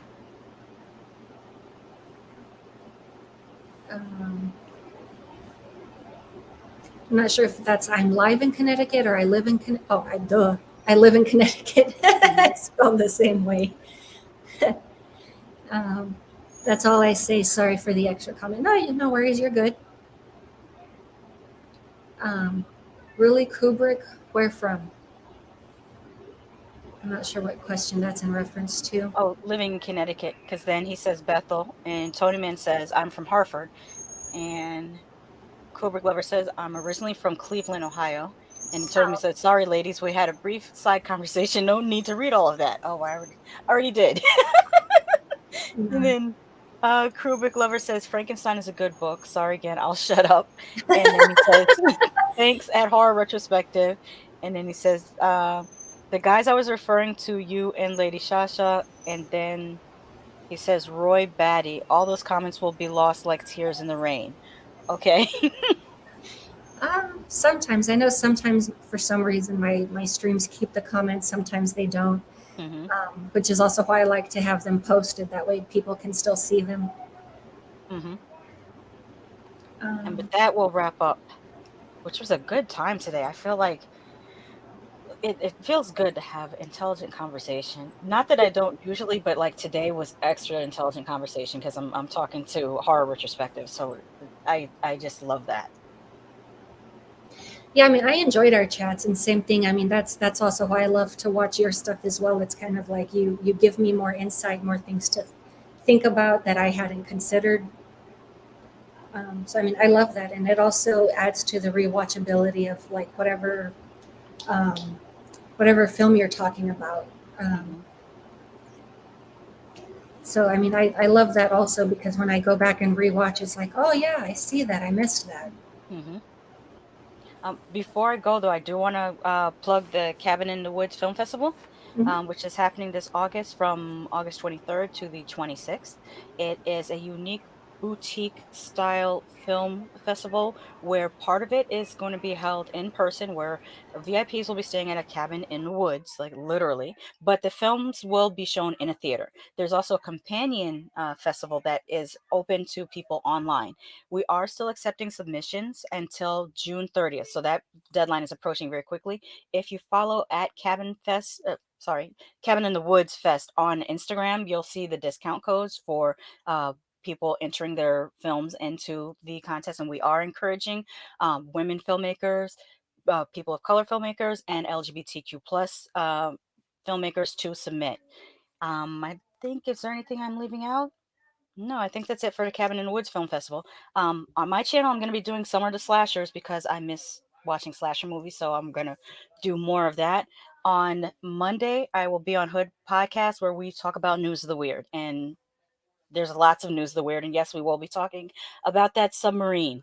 And Wednesday, I will be on The Evil Tyrone's show, and we will be talking about the season finale for season 2 of AMC's From, which is FROM,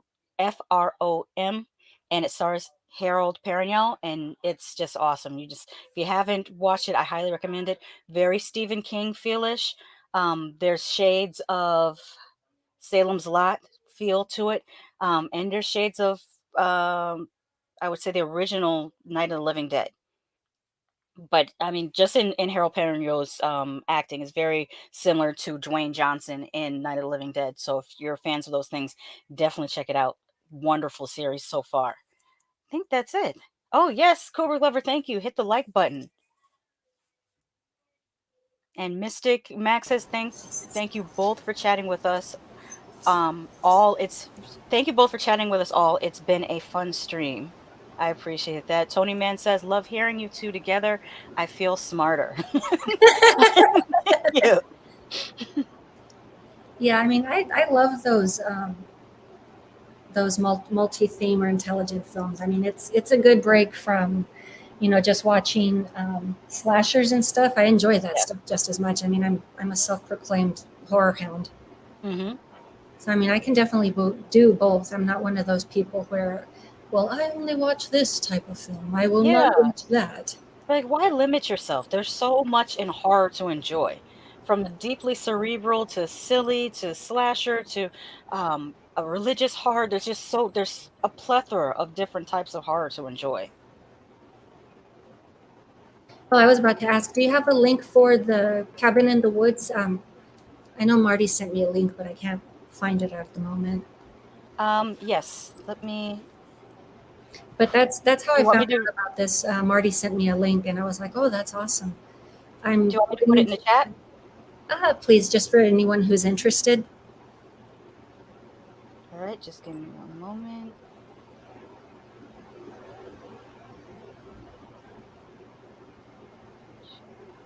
Yeah, I mean, it's good to get some views for that as well. People can also look at the available tickets in order to be able to watch. Yeah, our tickets go on sale July 14th. They should be available not just on Instagram, but also Twitter, and we'll probably do a video or a live stream on YouTube to let people know as well.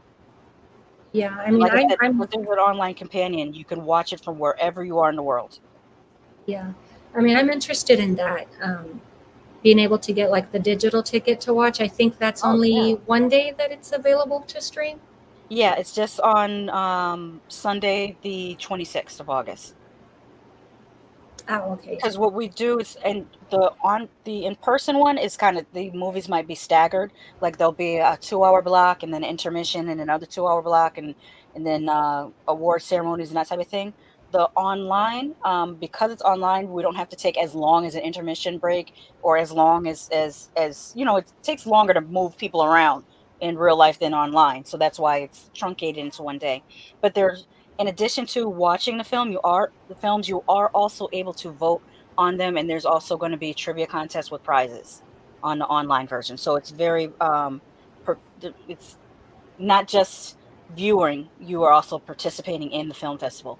And you'll also be able to interact with the other people that are online. Oh, okay. I didn't know about that. Yeah, because we want it to be a very like community feel. And Uh-huh. because it's our first year, we don't anticipate it being huge. So we feel like because one of the strengths of it being smaller is the interaction, being able to interact more. Did Yeah. it post? I posted the link. It didn't come up. I was trying to see if I could grab it. For some I'm gonna reason, I put it. I'm gonna accidentally, put it in a private chat and see if it lets you post it. Let's see here. yeah, I accidentally posted your link. But yeah, once again, feel free to drop by and check out Lady Sasha. She has a great channel. So the repost for the link works out just great. Yeah, feel free to stop by and check her out. I mean, she has a great channel. You could also, if you guys are on Instagram, you just do at. I'm gonna write that in the chat. So it should let me do that at least. At Cabin in the Woods Film Fest. And then I'll write the Twitter handle as well. Okay, At yeah, I found a link. I'm not sure if that's the correct one. IG. Yes, that's the one. And Okay, then on Twitter, it's at cabin_fest. There we go. okay, yeah, I'm following that page. That's pretty cool. But You yeah, know what? I need to remember to introduce you to the founder of the film festival. You might have seen her channel on YouTube. Her channel is Wordsmith Crystal Honners. She is a horror author. She's published 13 books, and in the past, she's been a participant in many film festivals as a judge or as a panelist. And so this is her festival that she created. But I think you guys would get on very, very well. I oh, have to remember to introduce you to her. yeah, I went ahead and did a screen share. I don't know if there was anything else that you mentioned. Like I read through the page, but um, I believe it's right here under special guests. Is that who Yeah, you there. were? Yeah, that's Crystal right up there, and then me with the purple hair. Oh, And okay. then if you scroll down, the online is being hosted by M Shy Dash. So Oh, okay. she will be the one that's like because we're there physically, it'll be very hard for me and Crystal to bounce back and forth from helping people there and online. So M Shay is gonna take on the online part of that and help us out. She's Oh, very, okay. very awesome. Check out her um, account as well. She is a science fiction writer. Oh, that's awesome. Hmm Does she like have a publishing house, or does she self-publish, or? I'm not sure. I don't want to misspeak. I think that she may self-publish, but I may be mistaken.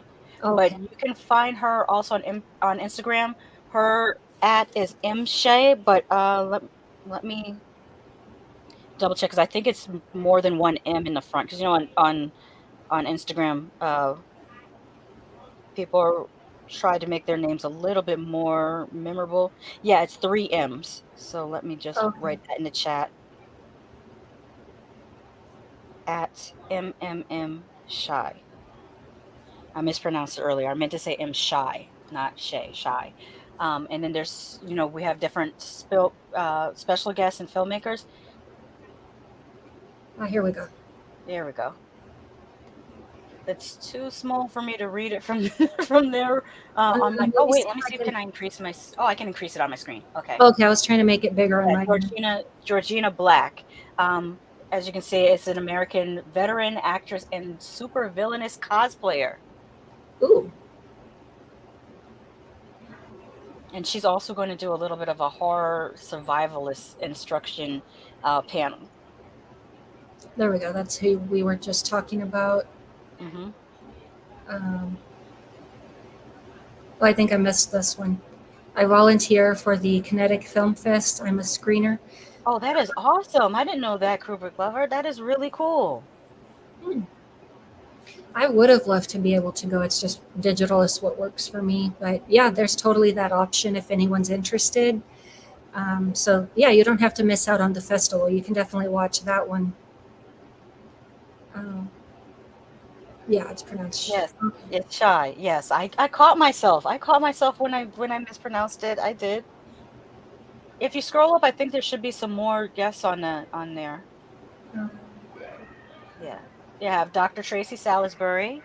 She is a genre scholar, horror genre scholar, and she teaches race, gender, and horror hmm. at California State University, Bakersfield. Oh, okay. Hmm. Well, that would be cool. Definitely learn some new ways of thinking from anything that she's produced. Hmm. Has she written any books, or does she have a YouTube also? I'm not 100% sure. Oh, I okay. should. I feel bad because I should have these answers, and I don't. So that's my fault. My apologies. Oh no. I mean, no worries. I mean, everyone can still see the Hmm. background for her. I believe you. Ah, see, I was interested in this. I believe her conference or her paper she had written. I don't know if that's available. Let me I'm see. gonna write your questions down so I can be more prepared. Mhm.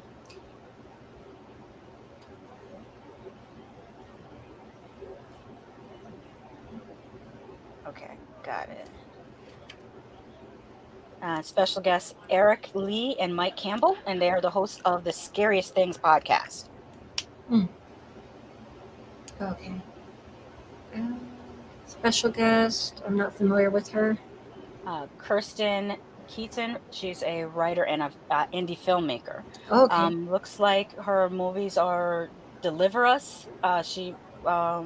With executive producer Darren Scott, Tales from the Hood, and Menace to Society. Hmm. Awesome. I mean, it looks like you've got an awesome group of people for the festival. And we're still in the process of actually adding more. I just got a message from Crystal earlier that there's someone else that has signed up to be a special guest. This is Benito Vasquez, who's a photographer, a videographer, and filmmaker. And I'll just leave that up for a little bit if anyone wants to read.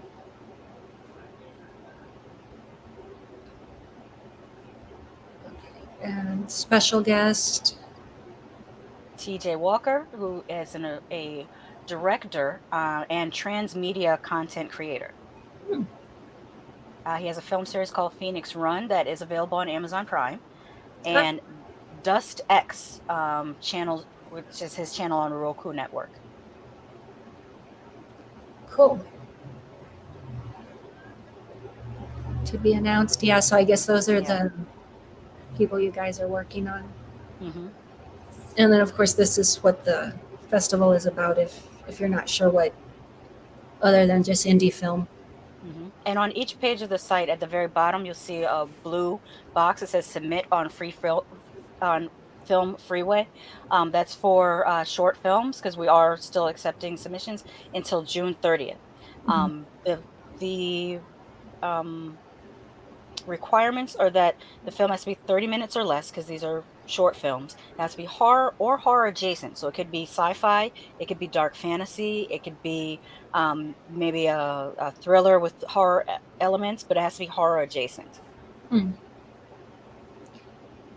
I do super short films, and I would have to change the background music. I'm sure they wouldn't accept it. I think 10 to 15 minutes is what they're asking for. In general, just as long as it's under 30 minutes. I don't think there's any minimum. But I do think 10 to 15 minutes is a good length. But Mhm. I still would encourage you to submit. Yeah, I mean, I Or do. even if you have a trailer, we are also taking trailers. Oh, yeah. There's a contest that's specifically for horror trailers too. Where is that one located under me? It's in the same. You would submit it through the same. You just have to label it that it's a trailer, but you would submit it through the same Film Freeway. Okay. And by the way, before you submit, check out the our Instagram because there is a discount code for your submission for women of color, also for yeah, I think there's Black women and there's people of color, and there's also LGBTQ plus for those out there that might fit into those categories. There's discount codes. Okay, cool. That's good to know. I didn't know about that. Hmm. Um, yeah, maybe I can give mine a try. Maybe, well, they'll decide if it's too short or not. But I do more kind of like surrealism. That fits under fantasy because we said horror, sci-fi, fantasy. Oh, So okay. to me, that fits under fantasy. So I definitely think you should do it. Yeah, I mean, it might work. It kind of has a vampire theme to it as well. Hmm. But yeah, maybe that gives everyone else an idea of what they would like to submit if they already have something in progress or something already done and ready to go. Hmm. Um, yeah, I think that was about it for this, unless you wanted to mention anything else about the festival. No, that's all I can think of off the top of my head. Okay. Let me see. Thank you for showing the site. I really appreciate that. Yeah, absolutely. I mean, I loved what you guys are doing. I'm definitely interested in viewing that. So, Hmm. and I did mean to touch up on that sooner. I mean, I see the poster or the billboard for it in your background. Hmm. Oh yeah, by the way, Tony Man 00 made this. He works in a woodworking shop, and this is actually you can see it's a thick wood, and then it's been printed on That's awesome. the logo. And if you look close, it's Crystal and her dog in front of the cabin. Oh, And she's actually holding an axe. It's hard to see in this the way I'm holding it, but she's holding an axe. uh-oh.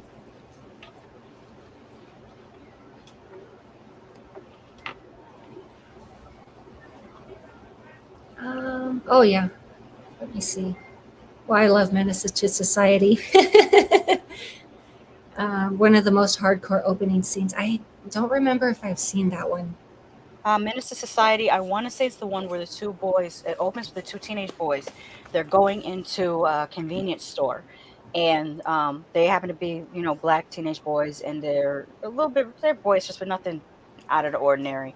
Mm. And they must be older because they're trying to buy a 40 ounce, I think a 40-ounce bottle of beer. Ah, And the Asian storekeeper um, says something like, "I feel sorry for your mother," and that sets oh, one of the boys off. yeah. And one of the boys shoots the storekeeper, and the other boy is like horrified by what his friend just did because he did not know A, that he had a gun, or B, that he would do that. So the Mhm. rest of the movie is basically what happens to these two boys after that night. Like one is like trying to figure out, what am I going to do? My friend did this crazy thing, and the other one is like leaning into his villainness, like almost bragging about what he did because another friend stole the tape from the store, the security footage tape. So there's also this thing like, will that friend, turn that tape over to police, or will they hide it, or what are they going to do with this tape? But Uh, yeah, that's how I remembered. I have not watched it in recent years. I saw it when it first came out in the 90s. So, yeah, there was a lot of, I forget who the producer was, but he was putting out a lot of similar work in the 90s. I still have yet to watch all of them. hmm I did enjoy Jason's lyric, even though I'm not one for like romance films or love stories, but I thought that was excellent. hmm I'm not sure if he's the same guy behind Menace to Society. hmm Have you seen Blood In, Blood Out? Yes, that's a good one. I have an extended copy of it. My niece actually named her dog Miklos. Oh wow, we Yeah. still quote that. What was it? Life is a Oh, gamble. What's the last word he says? Life is a gamble. Oh, there's a word. It's a Spanish. It's in Spanish. It's not paisan. It's something else. It's escaping me. I'm gonna Google it. I should remember like carnal. Carnal. Yes, that's what it is. Life is a gamble, Carnal. Yes. Yeah, Yeah, yeah, I that know movie that was type of amazing. speech. And it's based off of an amalgamation of true characters. Like Ah, somebody had done a move, like a short YouTube documentary that was interviewing. I think it interviewed one of the people that wrote it, and he was talking about where he got his inspiration for that character. That he did exist. There was a guy that he looked very Anglo, but he was Mexican, and he yeah. ended up being involved in um, all this criminal activity. But the differences in the movie, he gets his leg shot off from, I think they were running through a store or something. And the storekeeper thought they were stealing or something. He gets shot. In real life, he got shot because he was having an affair with this. He was like 18 or 19. He was having an affair with a 35-year-old woman, and her husband shot his leg off. So that Oh, was the real reason he lost the bottom part of his leg. But most of the rest of the story was like, true to life. Almost a great synopsis, but Kane knew O-Dog had a gun. Oh, I didn't. He had to me. I thought he didn't know, and was a troublemaker from the jump. And also, O-Dog was the one going and showing the tape to everyone and bragging about it. Okay, so that's what I misread. I remember there was a tape, oh, okay. but I didn't know that the guy with the gun was the one that had stolen the surveillance tape and was showing it to people, which is it's incredibly stupid. It's incredibly stupid, but yeah. Yeah. But yeah, I think that's it for the comments. So hmm I think that's a good wrap up point. Yep. I know I'm getting hungry. We made everyone else hungry earlier. hmm But yeah, I don't know if there's anything. I know you talked about upcoming shows. Is there anything else that you'd like to No, promote? that's it. Just stay tuned for those slasher reviews because I just wanted to do something that was lighthearted and fun for the summer. Hmm. Okay, awesome. And then, of course, for myself, my next upcoming stream is the giveaway stream. I call it a mid year hmm because I consider November my actual channel anniversary because that's when I posted my first video, even though I created my channel in June. hmm So I'm like, okay, well, 12 years is pretty cool. Let's just have two. Oh, nice. Yeah, that is an important one. I don't know when my channel anniversary is. I have to look it up. Let me see. Jay, Jesus. In his accent, Jesus. I like that. See, I Jay, wish you were here, Marty. Earlier, we were talking about Gaelic names because we were talking about people saying Samhain instead of Samhain, and then we were talking about the Shivans that we've known. yeah. I mean, at least in my area, that's a pretty rare name. hmm Um, Jesus, you're still going. Adios fin de semana, which is goodbye. Have what is A that good fin? weekend. Yeah, have a good weekend. hmm Of course, hey Marty. Now I'm hangry. Had a great time though. hmm But yeah, I think we're at a good stopping point. But yeah, just really quick. So we have the giveaway stream next week. And then after that, I'm having a a co-stream with Marty, we'll be discussing The Devils. Hmm. I had a classmate whose name was Neve. Because I remember the first day of class, the teacher was trying to say her name, and he was saying Naeem, and she said it's pronounced Neve. Hmm. Oh, okay. It's also an Irish Gaelic name. I think it's, Okay. correct me if I'm wrong, Marty, when I'm saying Gaelic. I want to make sure I'm saying the right term. I don't know. I kind of want to guess Welsh, but I shouldn't even be getting into that because I don't know any of that. Oh, Kubrick says he loves The Devils. He got a DVD copy from South Korea. I need to Awesome. watch it. I've heard so much about it. I found a copy of it on Internet Archive. They have a full version of the film, and that's how I was able to watch it. It might also be on Shudder. Let me check. Or on Tubi. Let It me. used to be, and then they took it off, but they Ah, did have it at one point. I'm gonna look right now. But yeah, that's how I was able to watch a copy. I think it's considered like one of those banned or difficult to watch films in the Hmm. U.S. Yeah, it's not listed as being is showing anywhere. I'll have to go to Internet Archive because it's not listed anywhere anymore. Yeah, Hmm. usually when I can't find something, that's my next go-to. Um, Or Obviously, every now and then somebody uploads it on YouTube, but under an alternate title. You'll have to look and see what was its international title name, and then you might find it on YouTube. yeah, or they'll put rare as part of the title.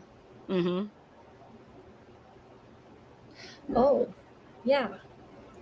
Thanks for checking out Onibaba, Kara. 100% that film is so slept on. Haha. Hmm. Yeah, I enjoyed that one. The synopsis is really what got me to watch it. The synopsis that you provided.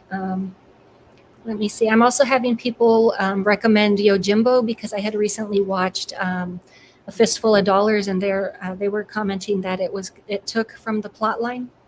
Oh yeah, yeah, yeah. There's also isn't Onibaba the one that they also um oh God. There's another Clint Eastwood movie that was taken from a Japanese movie. Hmm. Ah, I'm not sure what it was. It's the one where they're standing, you hear this music and they're standing and staring at each other for a really long time. And it's like four guys almost in a circle staring at each other before they draw. Is it High Noon? It might be High Noon. I'm not sure. I haven't seen too much of Clint Eastwood's early work. I'm working my way through the spaghetti westerns right now. Yeah, but there's a few of those westerns that are taken directly from Japanese movies. Mhm. And they just replaced the samurai with the gunslingers. Akira Kurosawa did that with King Lear. Hmm. It was called Ron. Hmm. Yeah, I love his films. Oop. Mac, the same director of Onibaba, made a good one called Kuruniko. Did I say that right? Kuruniko? It sounds right to me. Yeah, I mean, I know they break down their syllables and pronunciation. Hmm. Oops. Yojimbo is good. Yeah, I enjoyed that one. I'd been wanting to watch it for years, and the recommendation and the synopsis given finally inspired me to watch that one. Yeah, I've seen that first out of that trilogy, The Good, the Bad, and the Ugly. I think that's where they're saying it came from. Ah, that's probably the one. That's probably the one. The Good, the Bad, and the Ugly. Oh, and Marty says The Magnificent Seven is a remake of Seven Samurai. Yes. Oh, I didn't know that. Awesome. I also have that one on my to watch list. Hmm. Okay, there we go. Magnificent Seven. I didn't know that one about that. I think Ron means chaos in Japanese.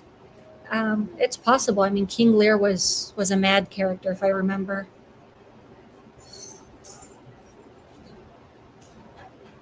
I think Kuruniko means something like ghost cat. Mm. I own a copy of that one. I haven't seen it yet. But yeah, it was a ghost woman that was in it. Whoa!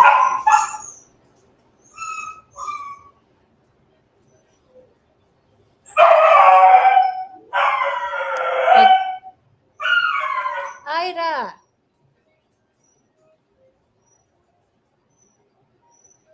Let me see. I don't like Magnificent Seven Samurai is much better. Yeah. And I believe that's also Akira Kurosawa. Hmm. Yeah, I've watched a lot of his films. I love that director. What? The Devil's is on a kayfabe site, Lady Sasha. Oh, thank you. I'm not familiar with that. Yeah, I went to Internet Arctic. I swear no one's holding her, doing Hmm. anything to her. She's in her kennel. Where did I? Kurosawa, yes. Hmm. Um, James Coburn put on an awful Irish accent, but he does a bad. But yes, I've heard that he was a badass, so I give him a pass. Was that for Duck You Sucker? I know that's been mentioned to me before. Hmm. Yeah, Duck You Sucker is a good film, Marty. Yeah, I have that one on my watch list also after that was mentioned. Hmm. Okay. So I think that's about a good wrap up. It's just kind of, Hmm. for some reason, we got into samurai. I don't recall how, but yeah. Oh, and then Trash Picture Show said, "Ye two got to team up again. You bounce off Yes. well off of each other." Yes, I agree. Yeah, I've enjoyed this live stream very much. Even just kind of like when we bump into. Whoa, Ida. Yeah, I think even she's saying it's a good time to end the stream. um, but yeah, I know we had done that live stream. It was a watch along that we kept getting dinged for, and Yeah. I even We enjoyed could that. we could try that again. I'm working on getting more familiar with Discord. I recently did one with Rainbow Fright. She did a Discord, and I joined on that one, and she's been doing like watch alongs on over there because it's easier to do it on Discord. And then she followed it with Motion a live detected at stream the front on. door. Sorry about that. Then she Oh, followed it with I thought a that was live stream on YouTube.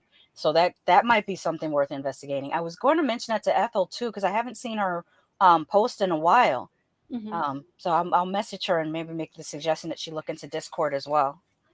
Yeah, I have a Discord. Um, I'm having trouble learning OBS. I want to use Twitch to stream off of also, Hmm. and I can probably do watch alongs more easily that way since everyone's able to watch the movie Yeah. together. I don't know if the other viewers are required. I know that's a partnership with Amazon, Hmm. Amazon Prime. Yeah. Amazon bought Twitch. Oh, and Marty did answer. Wait. Tony Man says the chat keeps revving this, reviving this. LOL. And Marty says Gaelic covers Irish, Welsh, and Scottish languages. They're kind Oh, of connected and have similar grammar. okay, yeah. See, I was guessing Welsh earlier, so I guess I wasn't too off and just guessing. I just wasn't too sure. Mm-hmm.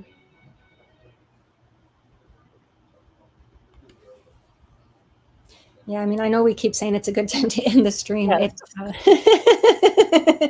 I'm enjoying the conversation, especially the commenters.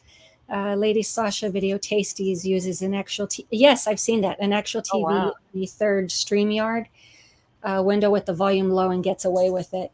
Yeah, so everyone Ah. would basically probably have to watch on their own or just No, turn no. on. What they're saying is that what Marty's saying is that they actually Play play the instead of movie. playing it on the television. I mean, playing it on the computer. They play it on the TV, and they Mhm. just have one camera that is like a third participant on the live stream, Mhm. and then they're able to watch it that way rather than going through the computer. Yeah, Because because if you go through the computer, the little algorithm crawlers will find it and say, "Hey, that's we're gonna ding you." So I get what he's saying. That is yeah. cool. Yeah, I hadn't thought about that, but I did see that on his channel. He was doing a live watch for Wedding Singer. Mm. And yeah, maybe that's a possibility. I would just have to set up like a different camera for it, which is probably easiest for me is just turn the camera at the computer at the TV and do it that way. Mm-hmm. But yeah, I like the Twitch option also. But yeah, that's a possibility. Um, yeah, it's just learning OBS that's giving me the trouble. Like I have things pre-set up, but I don't know how to like cast off of it.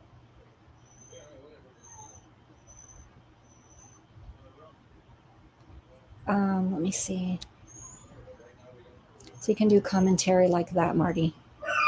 Yeah. I would love to hear Marty's commentary because I just like listening to him talk, especially when he gets excited. Him and his girlfriend Jen, they just have these personalities that are just infectious. Like they cheer you up on a sad day. Yeah, I love watching those. The what is it? The trash Trash. picture. Yeah, Um, don't they have one called Trash Fire? Trash Fire yes, that's what I was show. trying to Yeah. remember. Trash fire. I think Ethel does trash picture Hmm. for her watch alongs. Yes, Yeah. Jen is. She's articulate, but she'll also lace it with some colorful language, and that's what makes me enjoy her. Yes, I love the streams that she's on for that same reason. Like sometimes I think I suggested one to Marty, like just because I wanted to watch her reactions to it. Hmm. What was it? It was America. No, what was it? It was Ninja 3. It has the woman on the cover. It doesn't even have anything to do with the series Hmm. where she's possessed by a demon, and it's also a samurai movie, but it's an American woman. I wonder what that one is. That sounds like something I would watch, though. Ninja something. Hmm. Tony Man says, "Stop fucking mentioning Mai. He's like Candyman." I read it the best I could, but it turned more British than Irish, I think, towards the end there. Yes. Here we go. American Ninja 3: The Domination. Oh, There's no okay. dominatrix stuff in it, by the way. Well, that's disappointing. If you're gonna name something dumb, Yeah, I remember watching this when I was young. I have all the Ninja trilogies. The only one I've ever watched is this one. I'm gonna put that in my watch list. American Yeah, Ninja Ninja. 3: Domination. American Ninja is a different series. I misspoke. Oh, it's Ninja 3. Okay. Let me see. I'm trying to get a screen share for it.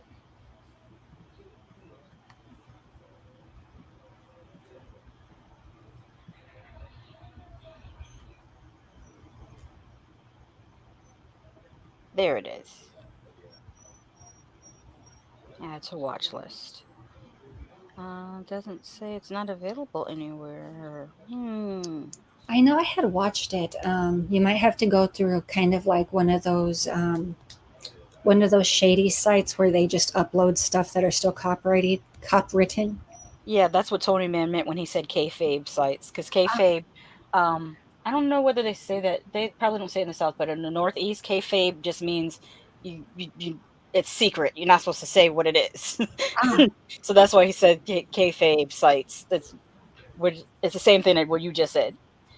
yeah, Um, YouTube has a similar thing. Like I don't remember what like the screenshots is for the thumbnail. mhm. Yeah. They'll give a broad explanation of what the film is.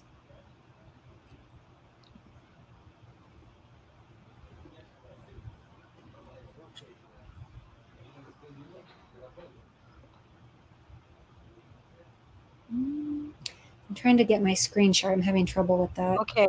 Ninja 3 Domination is on Paramount Plus. It's Oh, not listed like when you go to IMDb, it wasn't listed as it was playing anywhere, but apparently it's on Paramount Plus. okay. I don't have that one. All I subscribe to is Shutter, other than using my TV apps. Hmm. I was considering And getting that Criterion package, which includes Shutter. hmm Mm, yeah, I let's mostly try to get watch that screenshot. Tubi. Tubi is the gift that keeps on giving. Like there's so much on there. I have a huge watch list from them. Yes, my watch list on Tubi has got to be at least 50 movies, and I keep adding to it. What I end up doing is when it says, "Oh, this movie's leaving soon," that's when I end up watching a lot of Yeah, stuff 'cause I want to catch it before it leaves.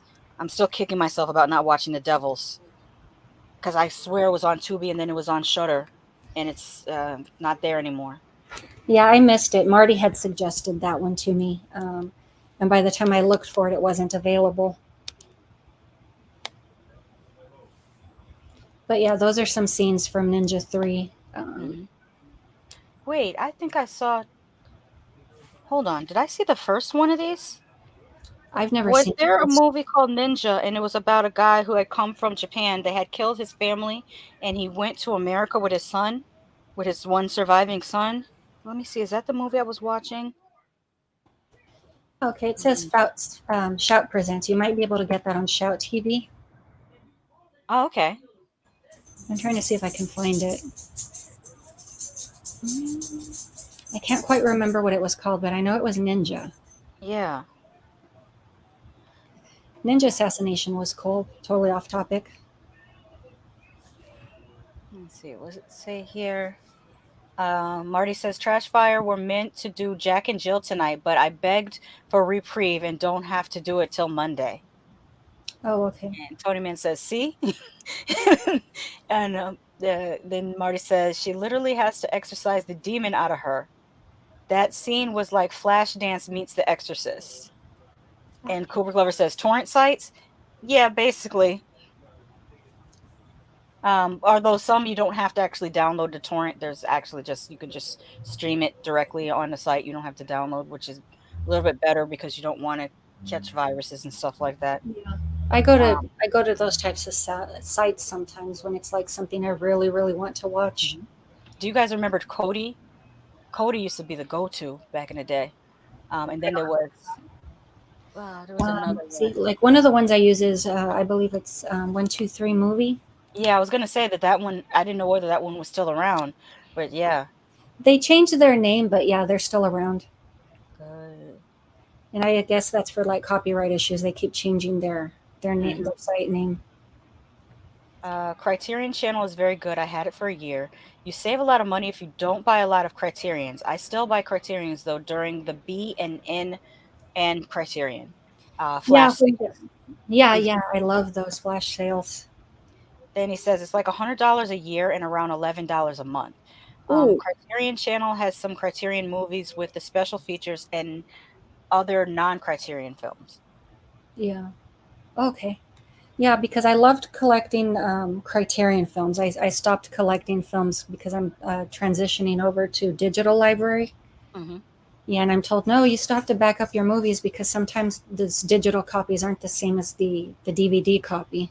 Yeah, that's what I was saying. Like now, a lot of filmmakers, they've been given the ability to, whenever they want to, they can re-edit their movies and change parts of them if they're only available digital. Hmm. Criterion Channel has some Criterion movies with the special features and other non-Criterion films. Yeah, I couldn't find it in my that Ninja movie, but yeah, I know it was called Ninja. Enter the Ninja? No, I don't think that's it. But yeah, I know they were all titled Ninja and then Ninja 2, Ninja 3.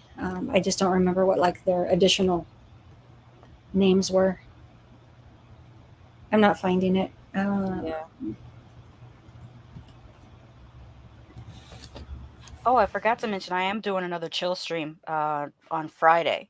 And I'm going to have the guest Fro Thizzle reviews is going Mhm. to be on with me next Friday.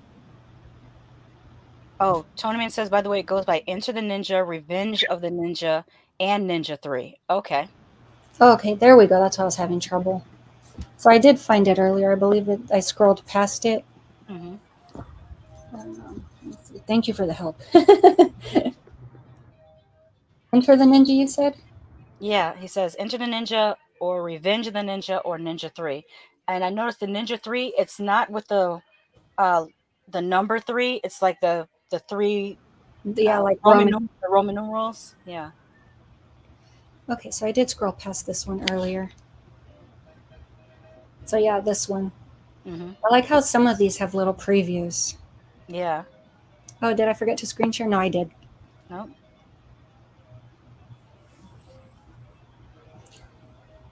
And if I remember correctly, like they're standalone films, so it's not the same story for each film. Like they're just Mhm. not related at all.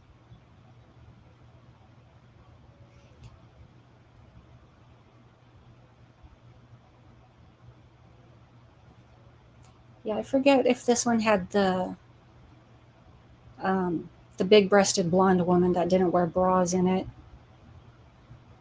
or it could have been the second one. Mhm.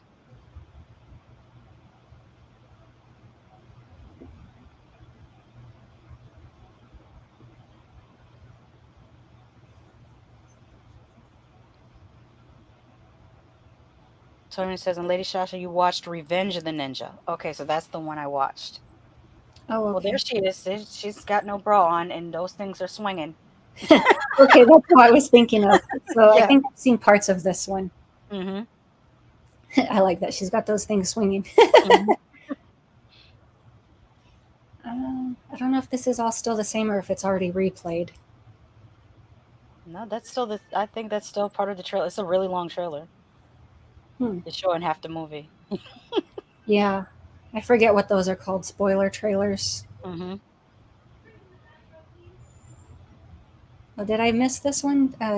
Speaking of Jen, gotta ring her. Have an awesome night, ye ladies. Ye awesome ladies. Going to go back and watch the latter part of her stream tomorrow. You guys ladies kick ass. Thank you. Yeah, very awesome of you to say. And then of course Kubrick by Marty. Mm-hmm. Yes, Arrow. I love those. They usually sell Arrow during the Criterion sales. I know space is an issue with storage. Yeah, I can't remember her name. I was chatting with her on Twitter, and she was saying she rented a whole storage unit, like the what do you call it, like the moisture or the whatever control. Mm-hmm. And she says she keeps her films there. I never Mm. thought to do that. Let me see. By the way, it goes Enter the Ninja. Yeah, Revenge of the Ninja. Oh, okay. So that's how they go in order. I misread that. Okay. So it's Enter the Ninja, then Revenge of the Ninja, and then Ninja 3. Okay. Mhm. Yeah, So I Ninja saw 3. the wait, so did I see the first one or the second? It says you watch Revenge. So I saw the second movie in this series, not the first one or the third one. Let me see. I don't know what is this thing. Oh no, it's replaying. I think, unless it just moved over to a different movie. Yeah, it does that. At the end of the trailer, it'll start playing another one on IMDb. Okay, this one. Okay, so this one doesn't have the little play thing. Watch on Tubi. Mm-hmm. That would have been nice if this had the little trailer. Yeah, but it probably has the trailer on Tubi though. Oh, Yeah, hopefully. they're really good about including trailers, and then if you keep it there, it'll kickstart the movie for you. Mm-hmm. Okay. Yeah, I wish it had I can't talk today. I wish it had the trailer in there. Mm-hmm.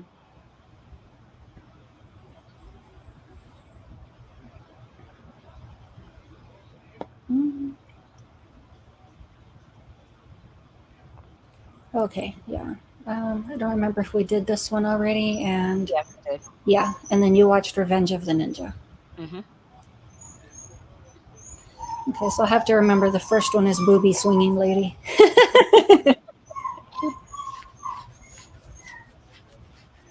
um, oh yeah, I see her in the private chat. Let me see. But yeah, I keep saying I think we're at a good stopping point, and then a new topic comes up. Mm-hmm. Let me see. It's coming up on 6 o'clock my time, so I'd say yeah, that's a good time to jump off. Yeah. All right. Well, thanks to everybody for stopping by and checking out the live stream. I hope you enjoyed the side banter as well. Mm-hmm. But yeah, I'll definitely be back on next week with a giveaway stream, and I believe you already mentioned which ones you are doing upcoming. Yes. Mm-hmm. Okay. Your dog is squealing. She's in the kennel right now. She was running everywhere with her barking. So no, she's okay. Thanks, you guys. Okay. But yeah, I enjoyed this chat. I had a lot of fun. But yeah, if you're interested, I would love to chat Carrie with you. Oh yeah, definitely. Yeah, I'd have to reread the book.